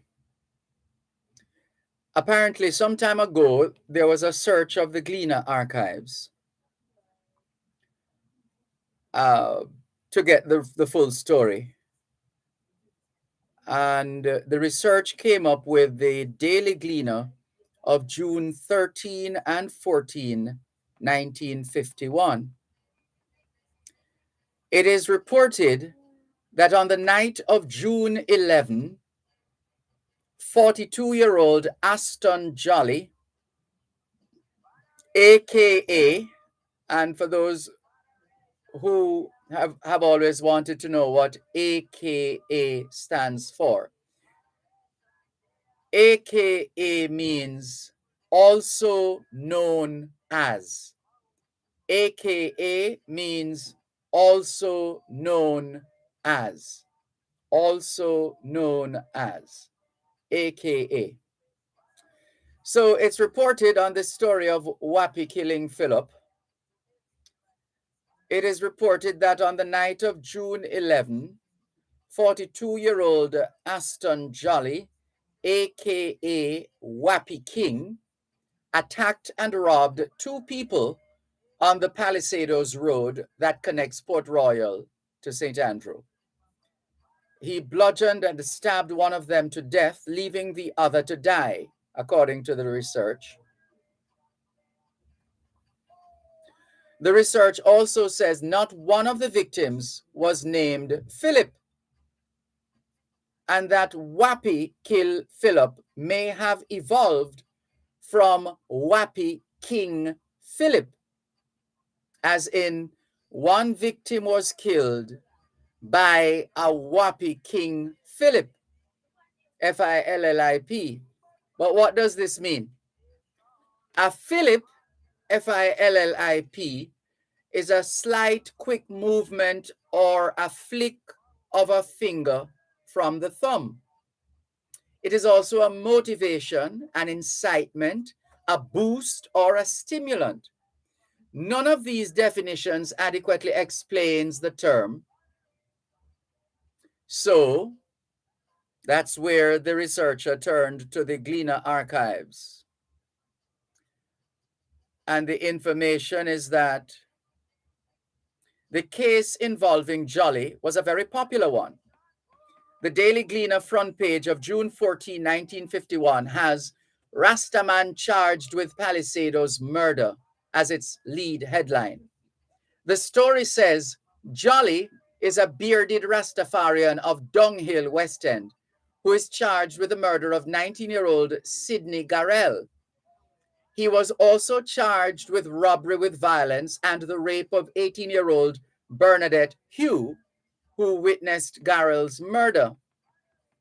Hugh was taken from her sick bed at Kingston Public Hospital to identify Jolly at the Crossroads police station. He was caught by the police in a dragnet on Salt Lane and detained at Crossroads. For his brutal acts, Wappy King was convicted and sentenced on November 12, 1951. He was hanged on the 5th of April, 1952. If you need more, we'll see if we can give you more after the break. Knowledge is power. Class is in session. Power 106. You're listening to Power 106 FM. The time is now 3:45.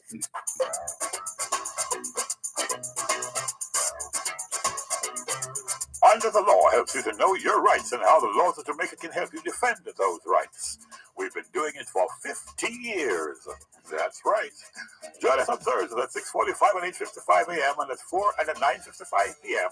Compliments of the Jamaica Council for Persons with Disabilities. Educating, advocating, empowering. Under the Law, Thursdays on Power 106 FM.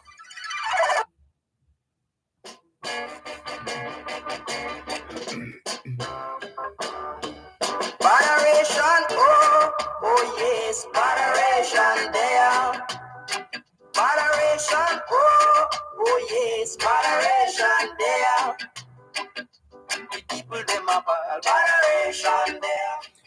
Thanks a lot for staying with us on your program, Both Sides of the Story, Power 106 FM. The numbers to call 876-922-4112 to 5. 876-922-4112 to 5. The text line, same as the WhatsApp number, which means you can not only send us your text message, but also your WhatsApp messages, your voice notes.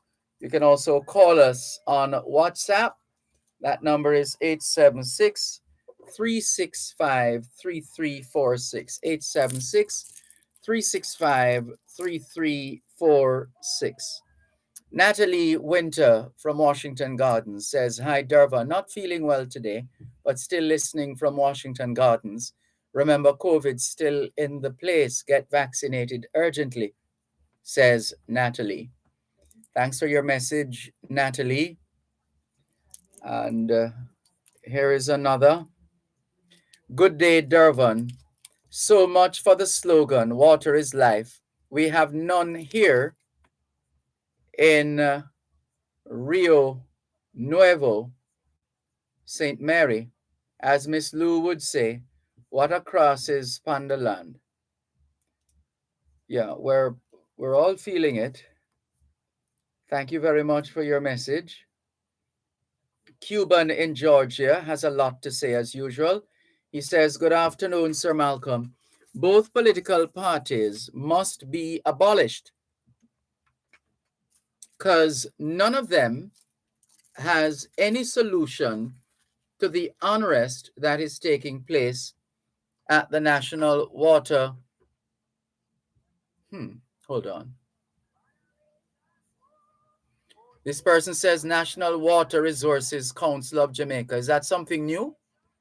Because it's the National Water Commission, NWC, and that is the subject right now. So I'm not sure if Cuban in Georgia made a mistake there or if he has information about the National Water Resources. And in any case, there's no such thing as the National Water Resources Council. Cuban in Georgia, you've been away from Jamaica for too long. Anyway, the message says, Sir Malcolm, the government has a duty to pay our civil servants, and this cannot continue into this weekend. Sir Malcolm, if you fire these workers, you have to pay out their retirement and pensions, and that's more problems for the government. So what do we do here? Pay or not to pay them, sir? Sir Malcolm, it seems our media houses have no direct complaints line to the government of Jamaica. We keep directing our citizens to the parish council or the member of parliament. This is not good enough from our media houses. I beg your pardon, Cuban in Georgia. When the state agencies fail to do what they are supposed to do, members of the public pick up the phone and they call media houses. The media houses do not have an arrangement with any of these entities as far as resolving matters is concerned. However, those of us who are on air and are conducting talk shows and have producers, we enlist the services of the producer, or we ourselves, if we have any contact information for the particular individual, organization, or institution. And then we make that conscious decision to make a call. It is not a part of our responsibility, but where we can assist, we do assist. But the way you put it, Cuban in Georgia, that is, you might want to repackage your message or rewrite your message because your message is off. Cuban in Georgia. I think you have been away from Jamaica for too long Far too long. Anyway, thank you very much for your message. Let's clear some more messages. Ellerid Johnson says, good afternoon, Mr. Malcolm. NWC had raised rates for water twice in less than a year. So why can't they pay the workers a good salary? And this is where the understanding, it is not just about pay. It's not just about pay. Reclassification is some kind of a adjustment within an organization as it relates to staff. So adjustments in terms of the let's say there have been changes to your regular duties. You've been working with this company for some years, and there are changes to your regular duties and responsibilities in your current position. Reclassification will then put you where you're supposed to be. Yes, there is a connection with money, but it's not all. It's to just put it down to money is to neglect the other elements that are involved. So it's like a situation where the staff at within the organization, let's say they are at 1950, when as in the year 1950, when they should be at 1990. You understand that? So there needs to, that's why it's called a reclassification. So it means whatever classification, whatever categories of staff you've been a part of, based on certain developments, based on certain changes within the organization, plus your own personal professional development changes, etc., adjustments have to be made, and the staff has to be reclassified. So it's more comprehensive than just salary. It's not just salary. It's more comprehensive than that.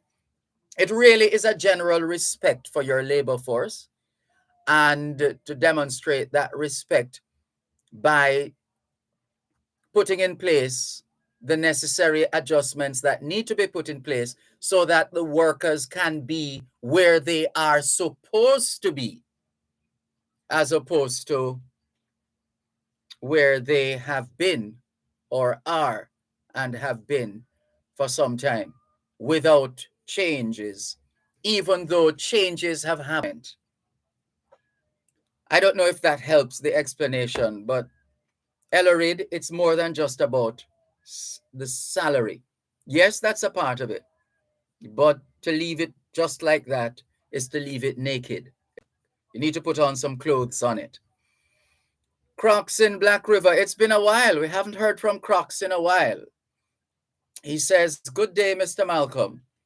I note that you keep making the association between the strike by the NWC workers and that undertaken by the US air traffic controllers in the 1980s, with the not so subtle hint that maybe the same treatment should be meted out to the NWC workers.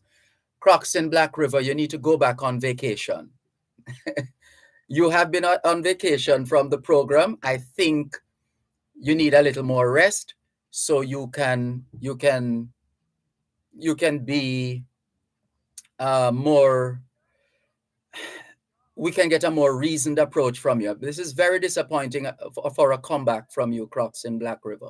Very disappointing, because I said no such thing with respect to making an association between the two. We're stating what has happened. You should know, Crocs, that we love history very much, and we do a lot of research, And the point was raised yesterday, and the matter was the information was shared yesterday about what happened. Nobody is suggesting anything along those lines, but stating a fact of what happened. These are facts, Crocs in Black River. Anyway, he goes on to say, but short of taking drastic, even if illegal measures, what recourse is left to the workers in the face of an arrogant, intransigent, and highly overrated Minister of Finance from Crocs in Black River? Then that's what you wanted to say all along, Crocs. You could have said that without going around, beating around the bush. I don't know you beating around the bush. I just read exactly what you wanted to say. That's exactly what you wanted. But as my late mother would say, Crocs in Black River, don't mix me up. Don't mix me up, please. And you should know by now.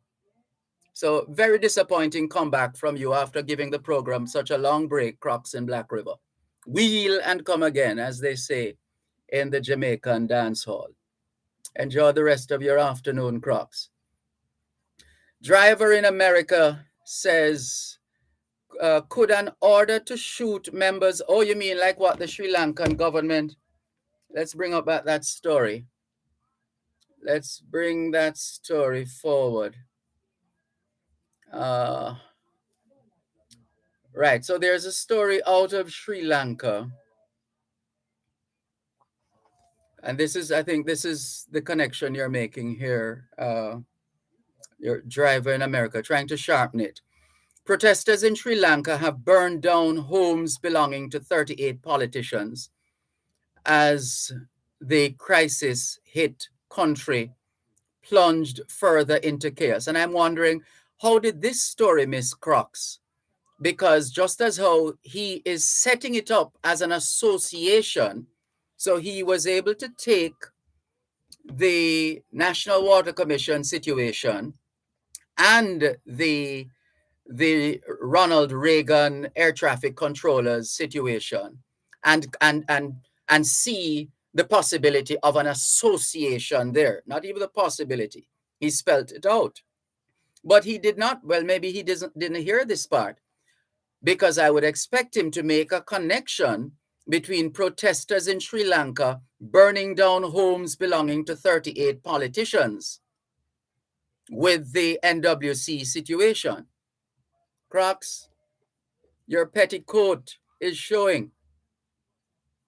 Protesters in Sri Lanka. Well, we know what it is anyway, but come on, man. You can do better than that.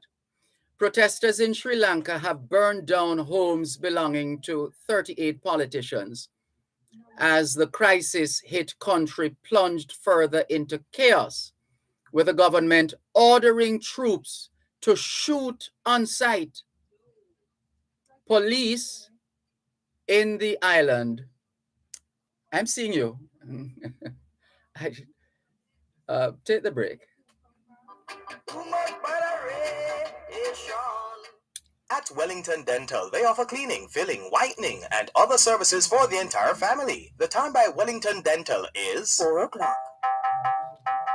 Combo pack of the feeling best. Sunshine stocks up of the rest. There is no contest, it's the best mix, so we feeling best. Best value to how you're feeling. We got cheesy, zoomers, caramel crunch, potato chips, but come and get it, yeah. Combo pack of the feeling best. Sunshine stocks up of the rest. There is no contest, it's the best mix, so we feeling best. Enjoy Sunshine Snacks Combo Pack. Best mix, best value, best mix, so we feeling best.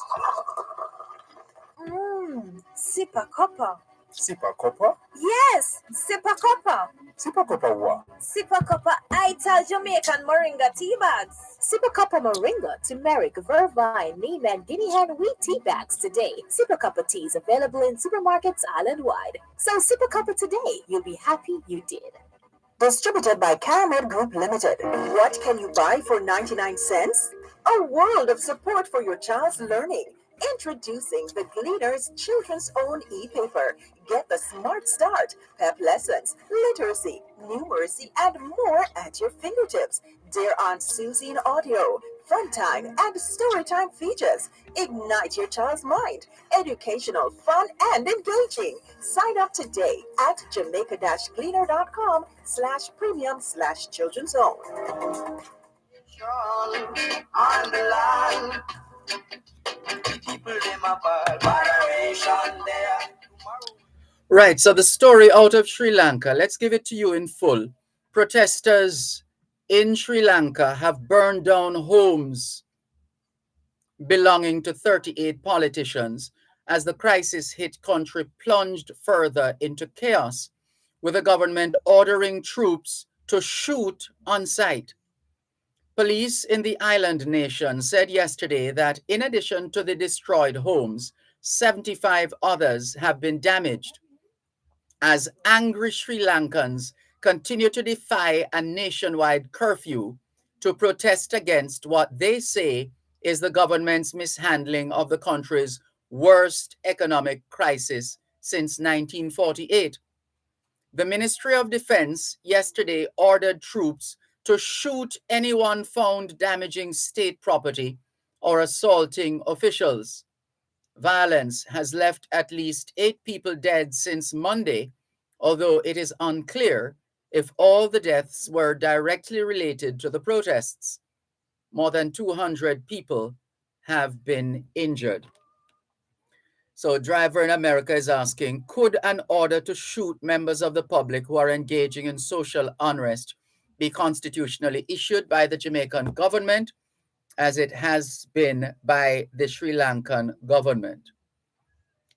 Well, as far as we know to this day, we haven't had any such orders as far as modern Jamaica is concerned. We haven't had any such orders. But it would boil down, it would boil down to whether a member of the, let's say a member of the security force or members of the security forces felt that their lives were threatened and had to take action. I can't see it. I can't see it happening in Jamaica. But again, as I said earlier on, we're living at a time now where those of us who think that we have seen it all have really not seen it all. But we hope and pray and should work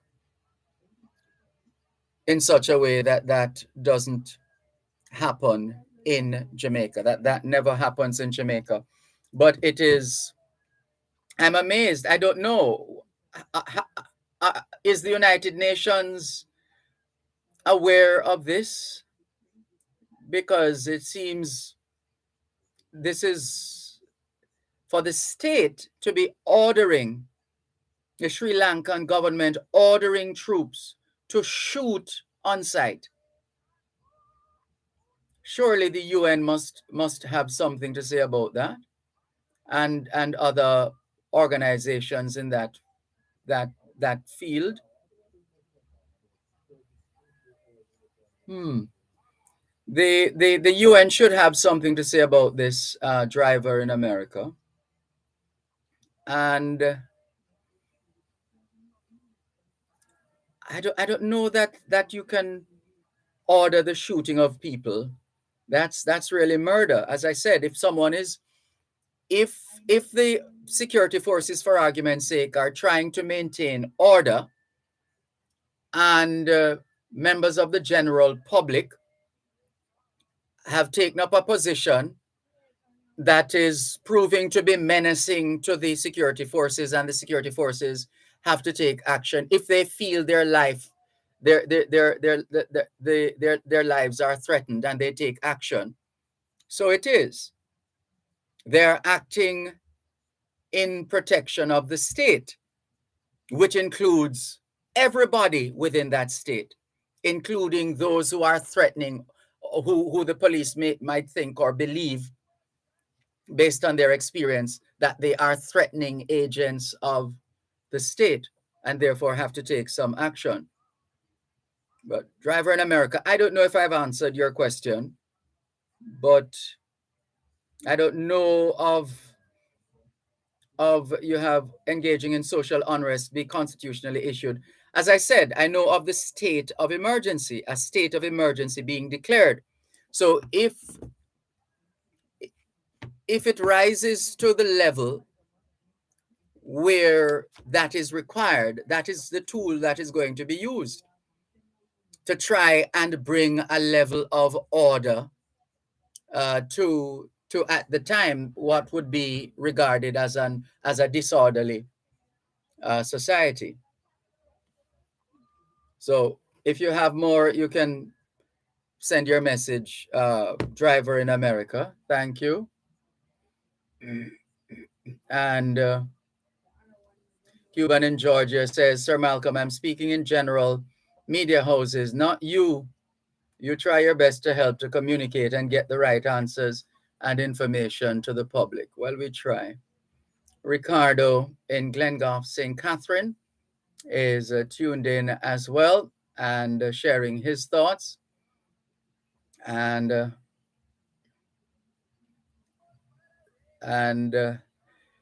yeah, Driver in America, I read the story. So and you're repeating here.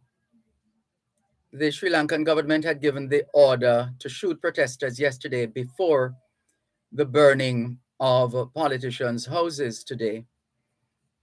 Well, it's neither here nor there. If your government is giving an order, the government of a country giving orders to shoot protesters, that is serious. On what basis are you going to give such an order? That's serious. You're supposed to have a mechanism in place that can maintain a level of order in the society. And if that breaks down, then you'll have to find and apply the legal and constitutional tools to pull back that situation, to restore law and order. And so the Constitution speaks to that about exceptional circumstances, etc. But the UN, I'm saying now, having read the story a couple of times, that is the UN aware of what is happening? Is it okay for a state to order that protesters be shot on sight? That is significant. That is significant. This one from Brother Fair saying, Mr. Dervan, Cuban in Georgia, not only misunderstanding the standing economic principles here, but he's talking with water in his mouth. Tell him how be it.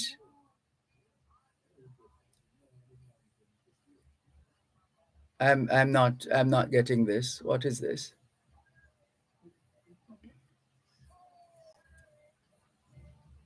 All right, I'm gonna jump over that.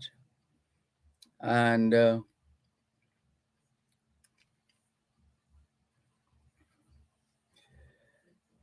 Crocs in Black River. I agree with you. I agree with you 100%. Didn't you hear me say it as well?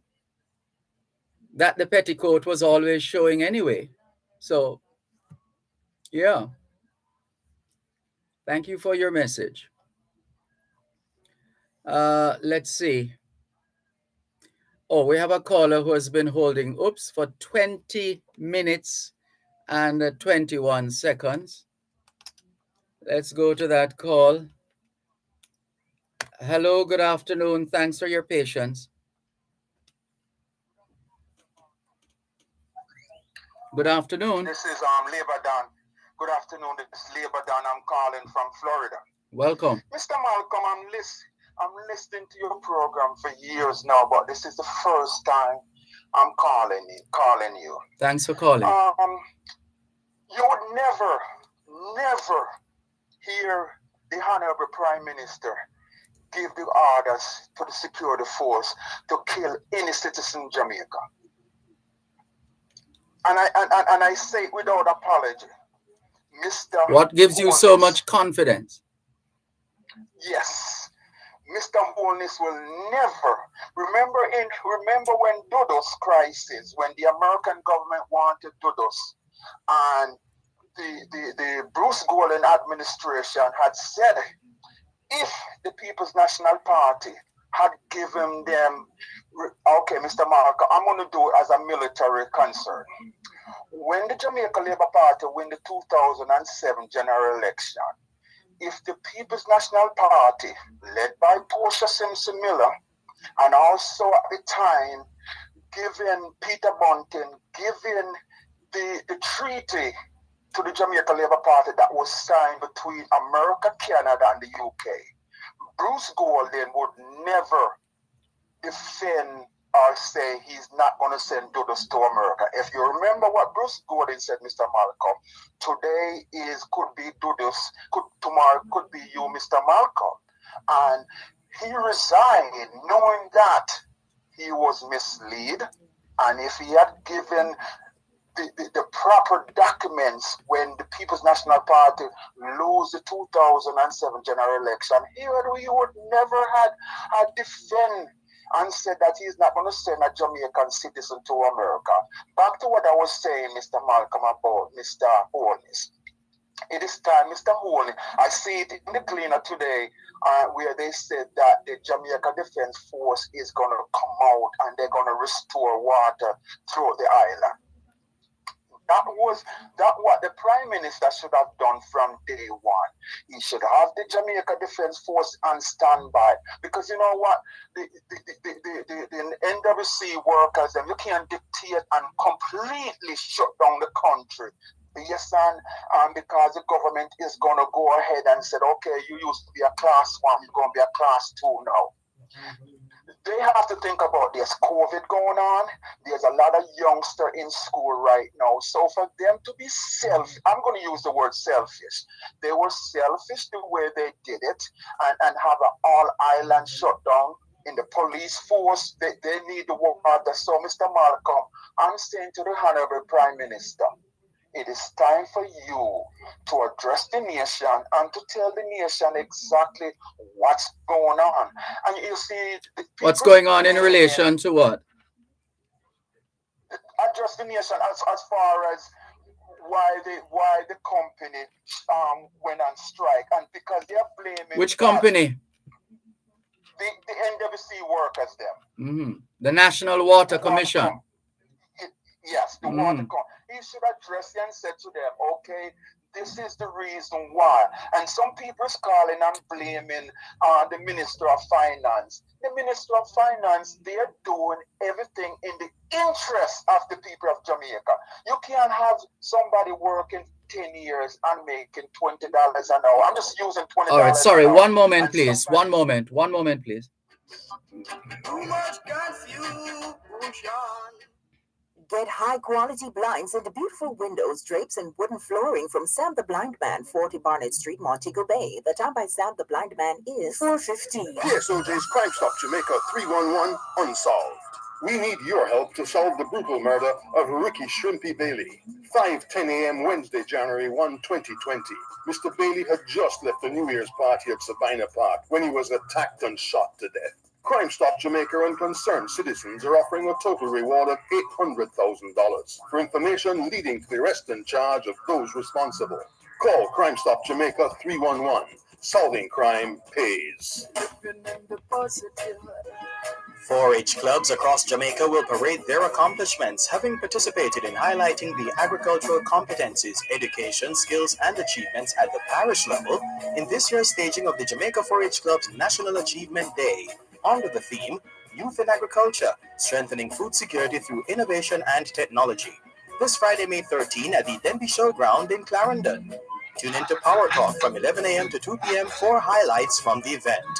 This live broadcast is brought to you by the Jamaica 4-H Clubs, the College of Agriculture, Science and Education, CASE, the National Irrigation Commission, NIC, and SCJ Holdings Limited.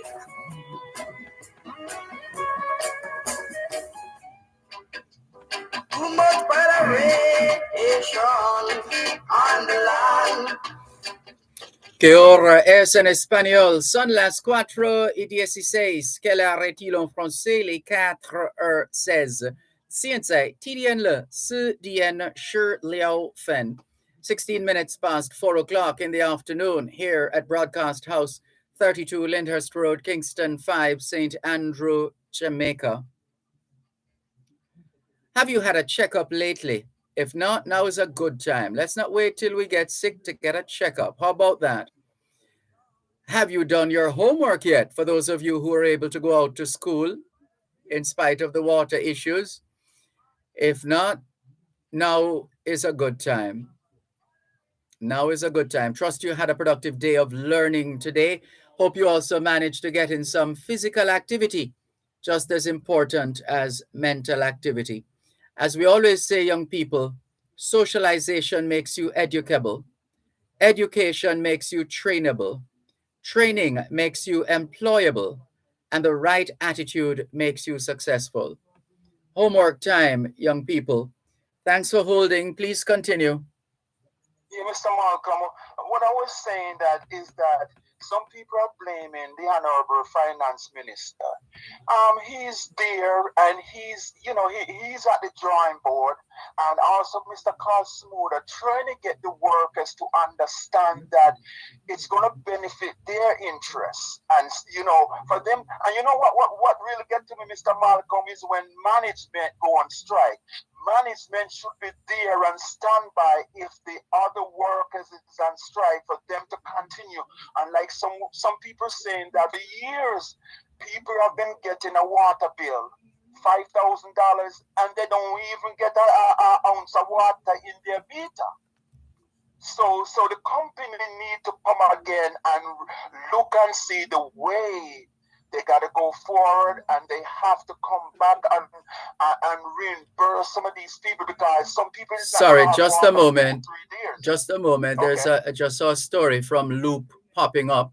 Prime Minister Andrew Holness has made an impassioned plea to the striking National Water Commission NWC workers to return to their jobs in order to avoid losing the economic gains that are being made by the country despite the COVID-19 pandemic and the geopolitical issues in Europe. Speaking at a function on Wednesday, Holness acknowledged the needs of the striking workers to get the attention of the government in recognizing their valid concerns relative to their compensation. I believe that attention has been gotten. We have been in negotiations since yesterday, having now been established that we are negotiating and discussing to coming to a solution. It would be in the interest of all that the water supply be returned, stated Holness. And this story goes on. So this just popped up on the Loop News website. Sorry, go ahead. On the app. Go ahead. Thank you for Mr. Malcolm. That is what I call a leader right there. That that is what I call a leader. He's pleading with the workers. You got to look out for the youngster who's in school. And Mr. Malcolm, these youngsters missing so many, almost 2 years after going to school because of the COVID. Now the youngsters back in school, and for these workers to be saying, you know what, I have the right to go on strike. Come on, do it for the nation. You know what I'm saying? I understand that some of you are bitter in what's going on, but how long can Jamaican people survive without water? Mr. Malcolm, it is always a pleasure listening to you every day. And I want to say thank you for allowing me to come onto your radio. And before I go, I'd like to say congratulations to the Honorable Ed Bartlett for becoming the first Caribbean man to get into the Hall of Fame, tourism. That's a great accomplishment, and it's something for Jamaican to look and say, you know what? In the military, we would say, "Bravo Zulu, job well done, Mr. Bartlett." Thanks for the call. Take care. All right, enough love, Miss Brother. All right, cool. Good. This is your program, Both Sides of the Story, Power 106 FM, still streaming live on the Gleaners website, go-jamaica.com, live on your smart devices all over the world, taking your calls on 876-922-4112-5. Jennifer Stewart from Q Road in Kencott, East Central St. Andrew, says, good afternoon, Sir Dervan. To you too, Jennifer Stewart. Leighton Griffith says, COVID is taking an emotional toll on people all over the world. I think everybody needs counseling. We don't have enough counselors. We don't have enough counselors, do we? And we'll never have enough. And Robert Young says, hello, Mr. Malcolm. Happy Wednesday to you from Orlando, Florida. Welcome, Robert Young from Orlando, Florida. Arnett Morgan exclaims, what madness? Not sure what she's referring to, but she says, what madness? Maybe you could give us a little more, Arnett. I believe this is Arnett Morgan in Montreal, Quebec, Canada. Good afternoon to you. Lorraine Brown says, good afternoon, Sir D. How are you? Good afternoon, Lorraine Brown. I'm fine, thanks. And you? And or Jajo Caraza says, holding a vibe. Love your program, Mr. Malcolm. Thank you, Jajo Caraza. He says, there's no way Jamaica should have a water problem. Well, if you're speaking in general terms, that's what the experts tell us, that Jamaica does not have a water problem. What Jamaica has is a water management problem, a water distribution problem, but not a water problem. After all, this is the land of wood and water, isn't it? Yeah. All right, let's see. The caller spoke about, funny, he should have raised the subject of Prime Minister Golding and that turbulent period in 2010 with Dudus and others. It was, in fact, on this day in 2010 that the Prime Minister, Bruce Golding, dropped what has come to be regarded as a bombshell. I sanctioned the initiative, knowing that such interventions have in the past proven to be of considerable value in dealing with issues involving the governments of both countries. I made it clear, however, that this was an initiative to be undertaken by the party, not by or on behalf of the government. Mr. Brady, from as far back as September, had contacted the Solicitor General to discuss issues relating to the extradition request.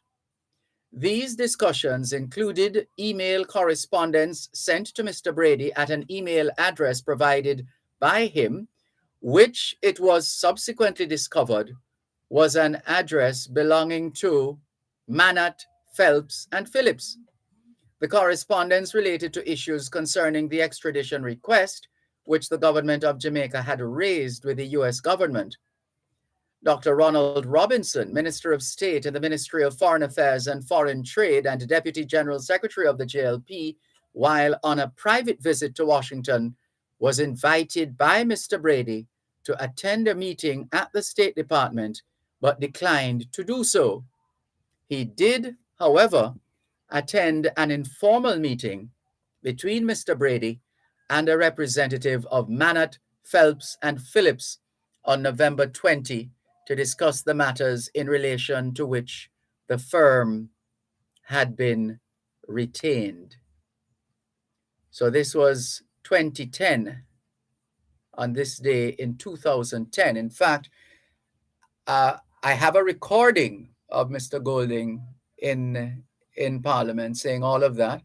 And that was how the late Wilmot Murty Perkins started his program on that day. And he did a bit of commentary on Mr. Golding's bombshell. And let's see. On this day in 2002, Rear Admiral Hadley Lewin became the Chief of Staff, or as it is now known, the Chief of Defense Staff of the Jamaica Defense Force. He replaced Major General John Simmons. On this day in 1999, the Minister of Transport and Works, Dr. Peter Phillips, announced a 5-year, $14.7 billion road maintenance program as the centerpiece of the government's infrastructural development effort.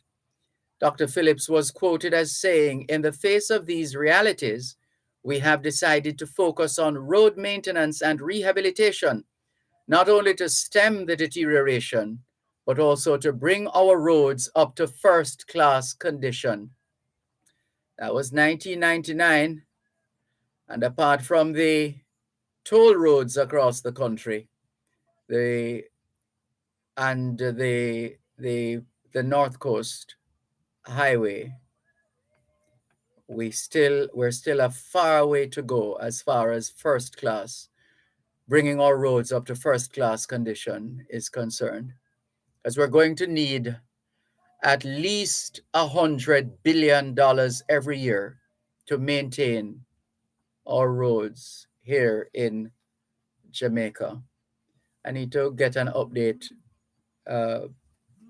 from the Economist Pocket World in figures on where Jamaica is now on the list of countries with the most roads per square kilometers. We had been in the top 10 for quite a number of years. Believe it or not, this little country having more roads than countries like France and England, etc., etc. And since yesterday, the subject of printing money or minting money was concerned, there's a French mint produced the first coins of Europe's single currency on this day in 1998. The coin was and is still known as the euro. The euro. 1984, the youth organization of the People's National Party issues a ban against the Daily Gleaner and will not seek coverage by the newspaper of any of its functions. The editor is advised not to send any reporters or photographers to its activities in order to avoid embarrassment or possible confrontation. Media and our political parties have come a far way since 1984. 1983, the 9-foot statue of the late internationally acclaimed reggae superstar Bob Marley, which arrived in Jamaica Saturday the 7th of May, 1983 from New York, was unveiled at Celebrity Park, Arthur Wint Drive, on this day in 1983 as part of the Jamaica 21 celebrations. More in a moment.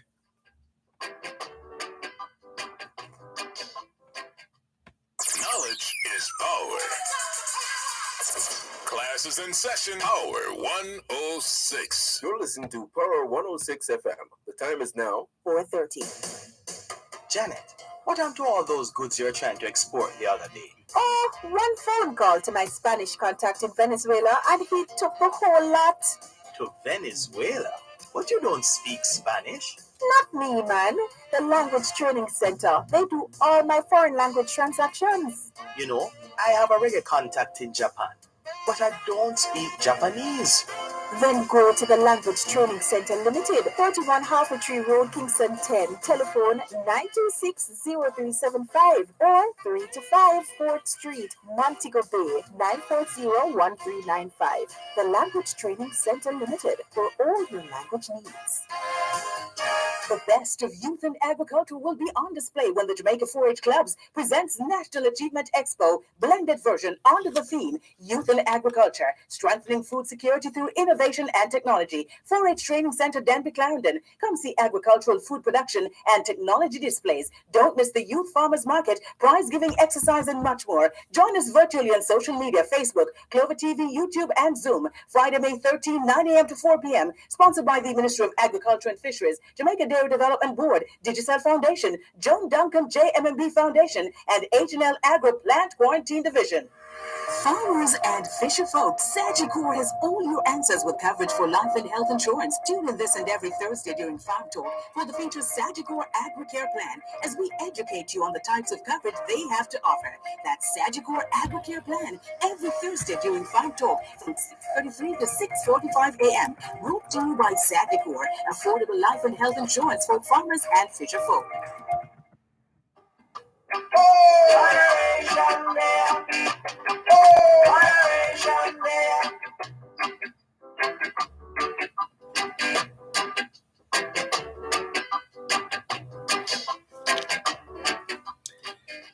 Thanks a lot for staying with us. Que hora es en español? Son las 5 menos 28.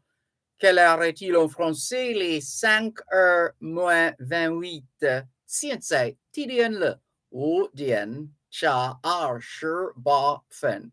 28 minutes to 5 o'clock in the afternoon here at Broadcast House, 32 Lyndhurst Road, Kingston 5, St. Andrew, Jamaica.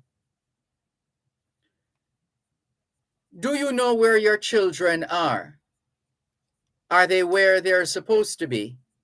Doing what they're supposed to be doing? It's a good time to check up on the children. A good time for us to continue with more on your program, Both Sides of the Story, Power 106. Here's Curtis from Claremont in St. Anne on our, well, this is 5 minutes.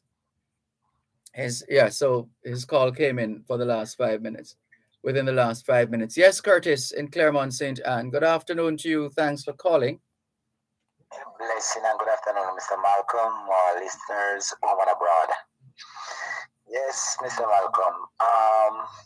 I'm still puzzled to understand what happened as those engineers at the company here cannot really start out from Friday till going 1 week now. We can't hear anything at all, Mr. Malcolm. My dear, miserable. Which company? No, your company. Oh, you mean, please, not mine.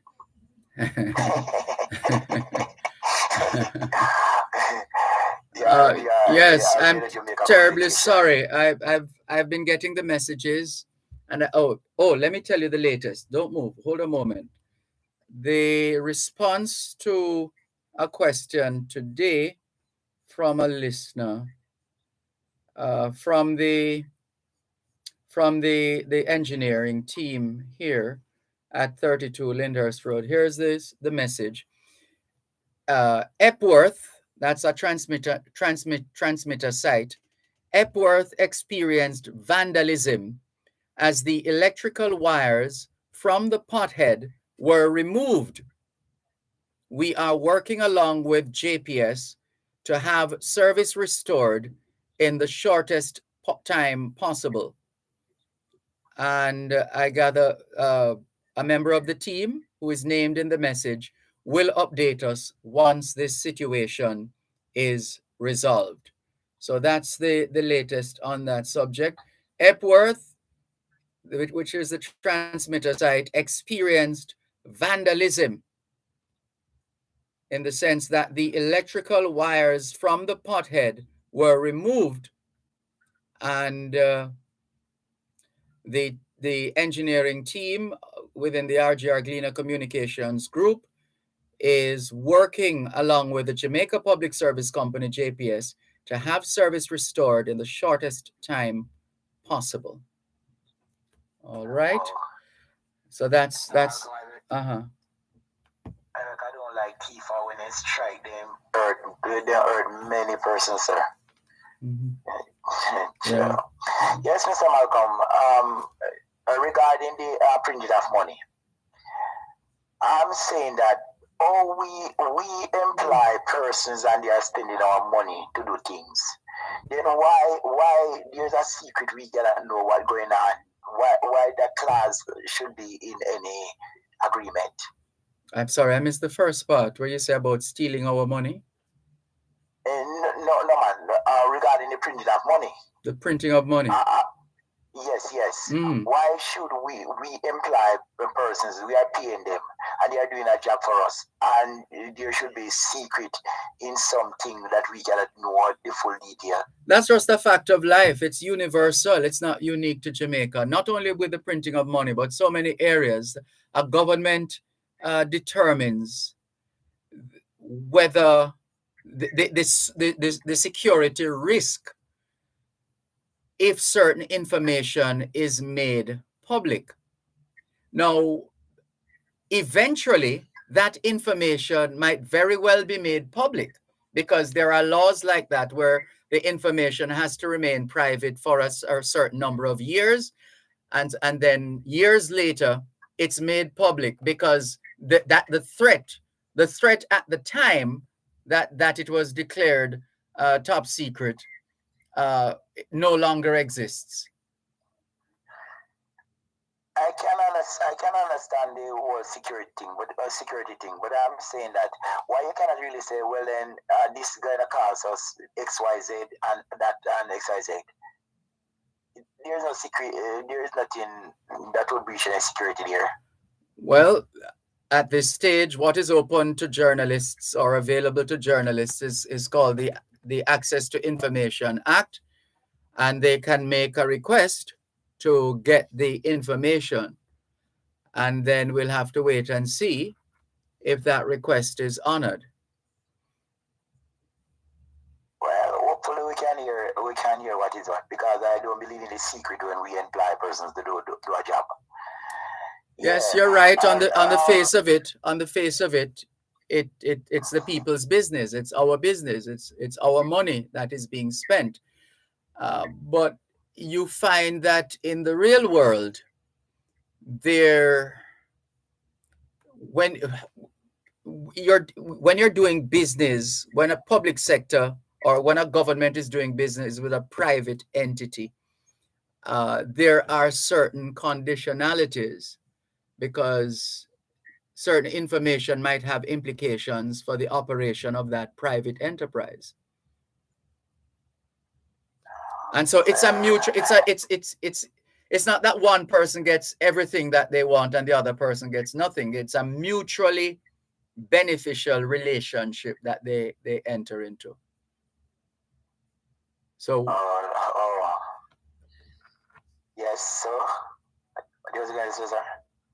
No. So I'm just saying it's the nature of agreements and contracts all over the world. Not in all cases, but in the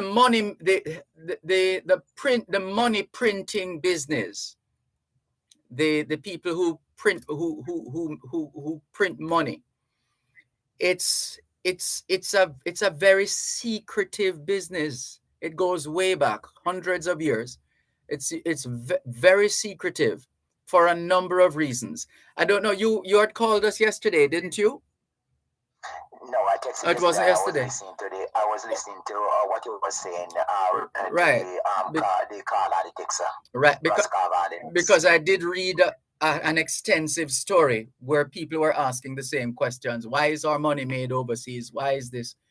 And I was wondering if you heard it yesterday. Yes. So if you heard it, then we can move on. That was yesterday's news. Yes, but I'm saying concerning the whole financial crisis we are facing now, if it is a prudent move to really go and spend much millions of dollars printing money now, when I don't see it necessary and other persons see that we also. Yeah, well, it's a matter of judgment, and you're free to question the judgment of the finance minister, the prime minister, the government in general, in taking such a step at such a time as this. I think the explanation and I don't have all the information, but what I've heard so far is talk of it being important because, and this is one of the reasons why the experts say, especially in that story that we shared yesterday, why they say that a small, it's not in the best interest of a small country like Jamaica to try and print its own money, because the printing of money is such, and what is involved is such, that it costs a lot of money, because they have to be constantly, as soon as they detect certain breaches in terms of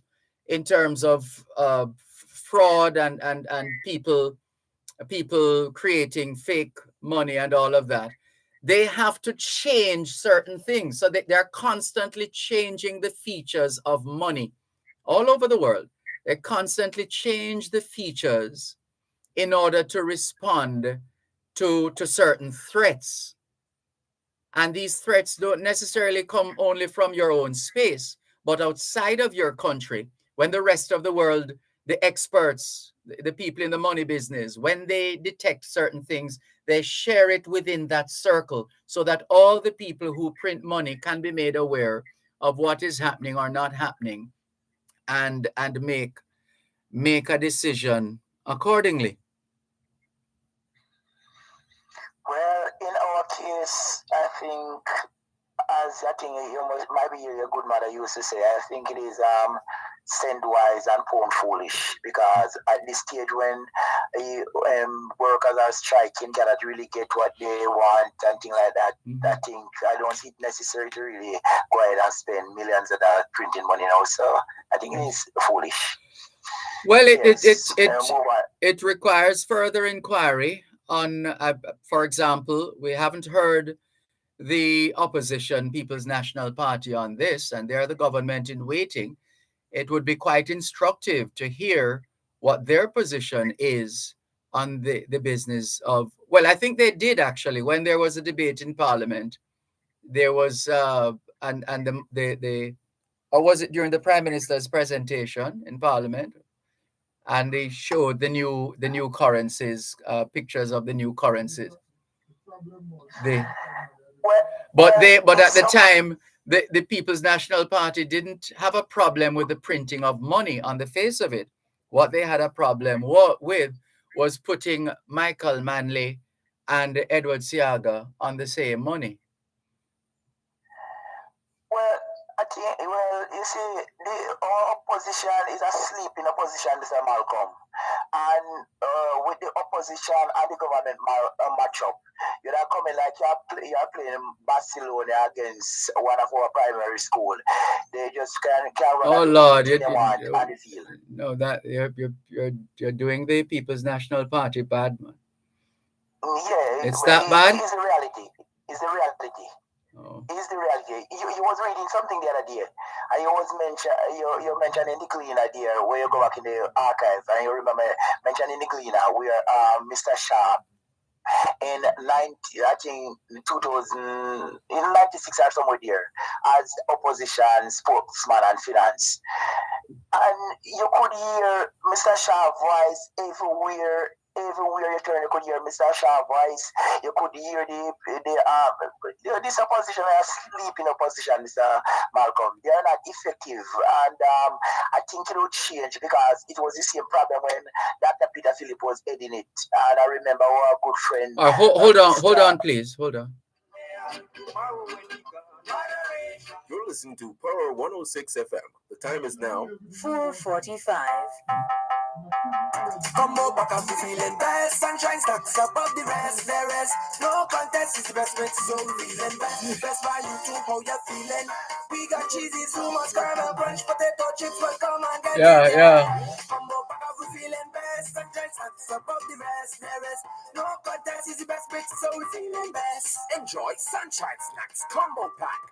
Best mix, Best value, best mix, so we're feeling best. Attention plumbers, contractors, homeowners. If you need plumbing, see Master Plumber for genuine and hard-to-get plumbing materials, spare parts, hardware, and household items. For Makati Street, Montego Bay, 952-0001. Master Plumber, we have the plumbing for your water.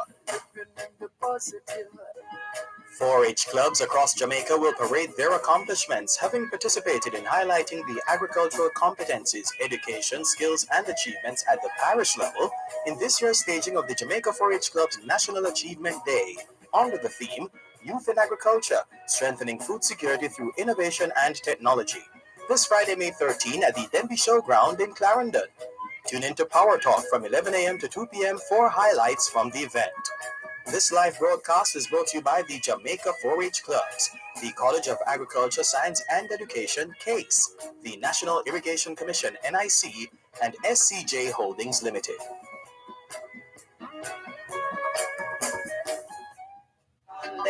Tomorrow when we gone, moderation there. Moderation there. ¿Qué hora es en español? Son las 5:14. Quelle heure est-il en français? Les 5:14. 现在提点了5点加14分. 14 minutes, make that 13 minutes to 5 o'clock in the afternoon here at Broadcast House 32 Lyndhurst Road, Kingston 5, St. Andrew, Jamaica. Good afternoon to all working Jamaicans tuned into both sides of the story here on Poro 106 FM. It's a good time for us to ask ourselves, how productive have we been today? How productive have we been today? Thanks for holding. Please continue. Yes, was saying that when Dr. Peter Philip was the leader of the party, I remember our good friend Dr. Diablo, who is the general secretary now, as was saying that they were ineffective in communicating. But it's the same thing now. I even like it get worse. They are sleeping. You know, which it was true with Dr. Peter Philip and that time. But now like it is getting worse. So I don't understand. So move on to the next thing with government. Mr. Malcolm, can you name 3 countries in the world that lead by a black leader, African country, including Jamaica, and when I say African, that their economy is booming and they are doing well? Can you name 3? There's one where the leader visited Jamaica recently. That's Rwanda. Yeah. I've heard of Tanzania. I hear they have a young leader who has been doing well. I can't think of. I'd have to check on that.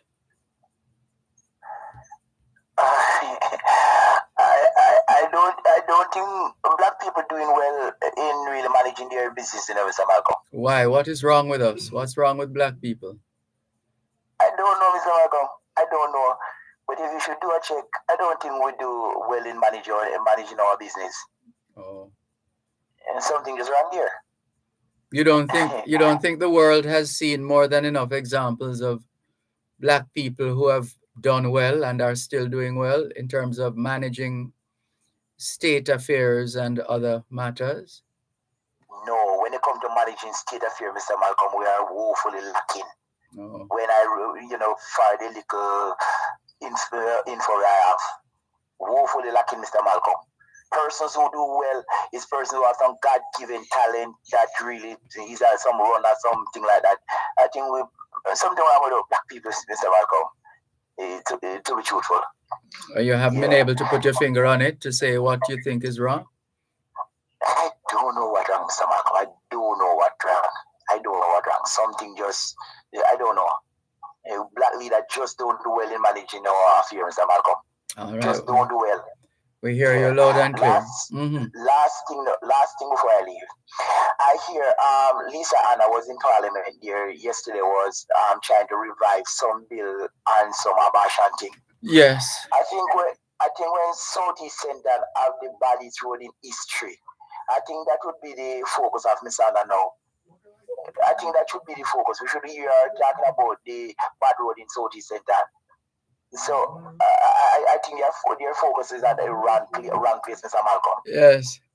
No, remember we normally talk about going to extremes.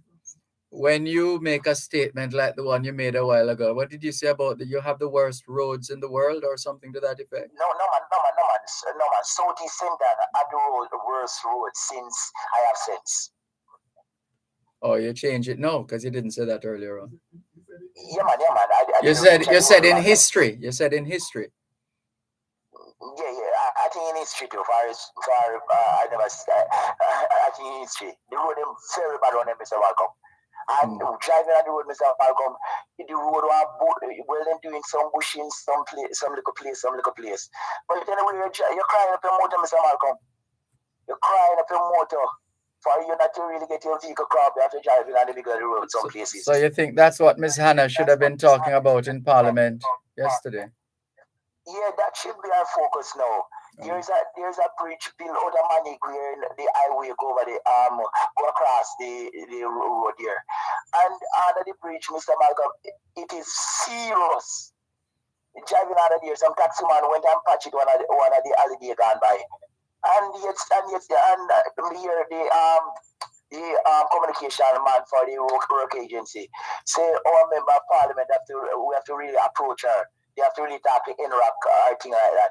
And those things are Mr. Not to put place and focus on now. We hear you loud and clear.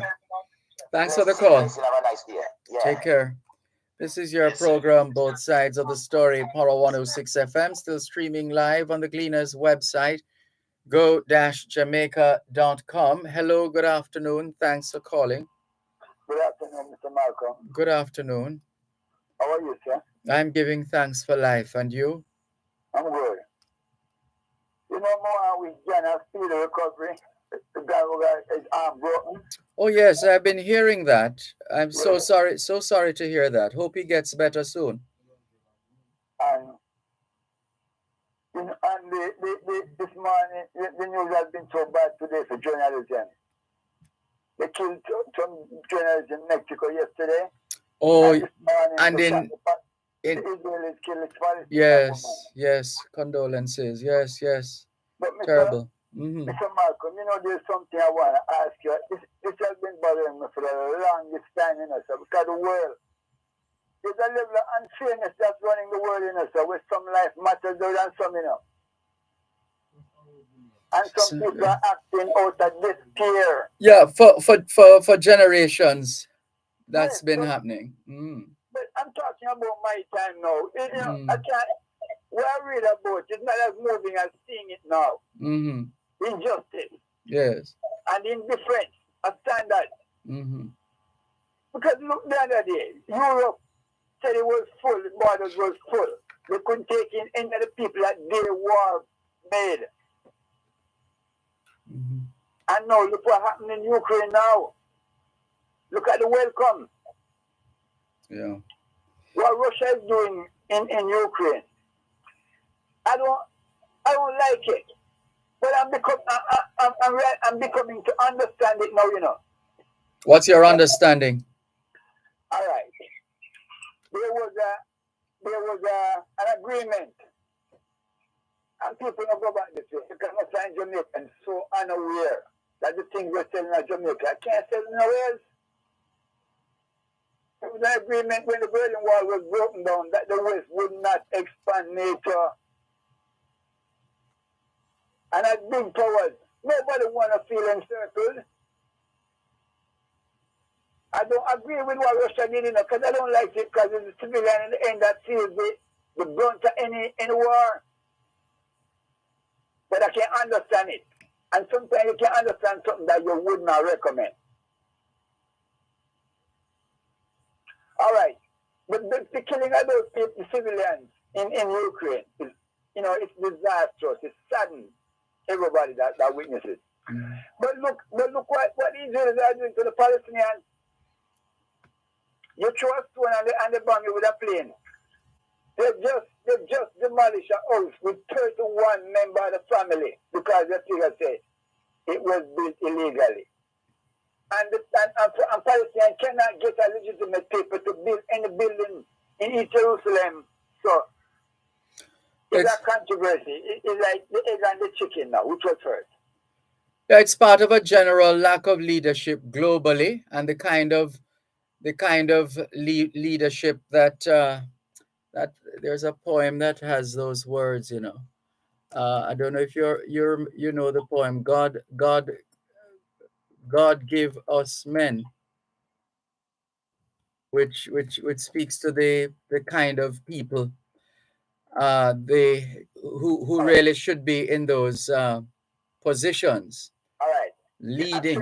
I love me for sure another hypocrisy of the politics and representation and Western life. Yes. The British Iranian that Iran owes as a hostage to get back the money that the Shah had paid down on them tanks and refused to return. Mm-hmm.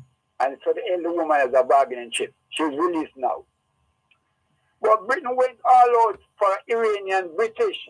And this woman that died this morning is an American Palestinian, I know. I read the story. Mm-hmm. And where else in the world would an American journalist got killed and wouldn't be investigated thoroughly? Tell me, sir. Well, that the story says it's not being investigated thoroughly. Sir, they say they're going to allow the Israelis to investigate it. That would have never happened. They would have never. If you think a journalist, American journalist could kill in Jamaica, and was left to Jamaica alone to investigate it, it would never happen in no other jurisdiction. I don't know, but if it happens in this jurisdiction, the people in this jurisdiction would have to investigate it. I understand, but America would take the lead. I don't know about taking the lead, but they because of the relationship between America and Jamaica, naturally, they would welcome the involvement of the U.S. in the investigation. All right, let me give another example of hypocrisy. You see this scamming where they're coming to Jamaica and hunting people? I was watching a documentary on scamming in Israel where they set up firms and own buildings, employ people to scam investors. Yeah? And one of the men. Which network was that? I forgot the network. Because this is the thing these days, because everybody. No, but hold on, I just need to say it. Everybody has access to all kinds of tools now for broadcast purposes. I'm aware. And so we need to be mindful of that too. Sure, I'm aware of that. I'm aware of the ones that are selling goods. I'm aware. But this Israeli man, he owns a yacht. He was on his yacht, and he was quoting a Jamaican scammer in Montego Bay. That the woman with this documentary came to Jamaica too and spoke to them. He was one of them real investigative journalists. And you know what the man said? He said, if you could make all of that money doing nothing, why would you work? And Jamaican scammer told the lady the same thing, and the lady did not reveal that to him. And that's when he said that. The lady said, a Jamaican scammer said the very same thing.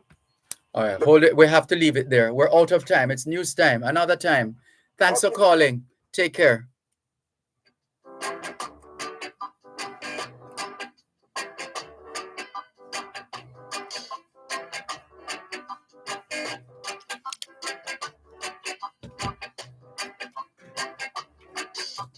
Too much confusion in the city.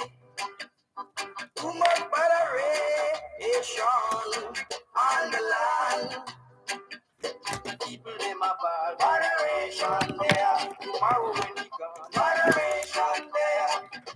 Oh, moderation there. Oh, moderation there. I leave from east to west, moderation there.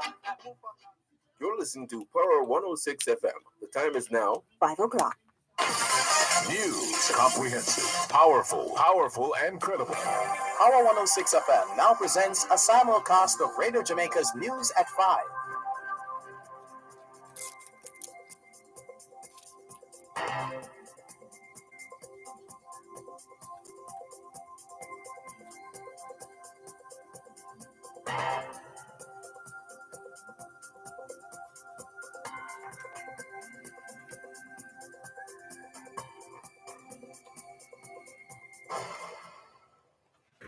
Good afternoon. Hi, I Mrs. am Barker. Adrian Gordon.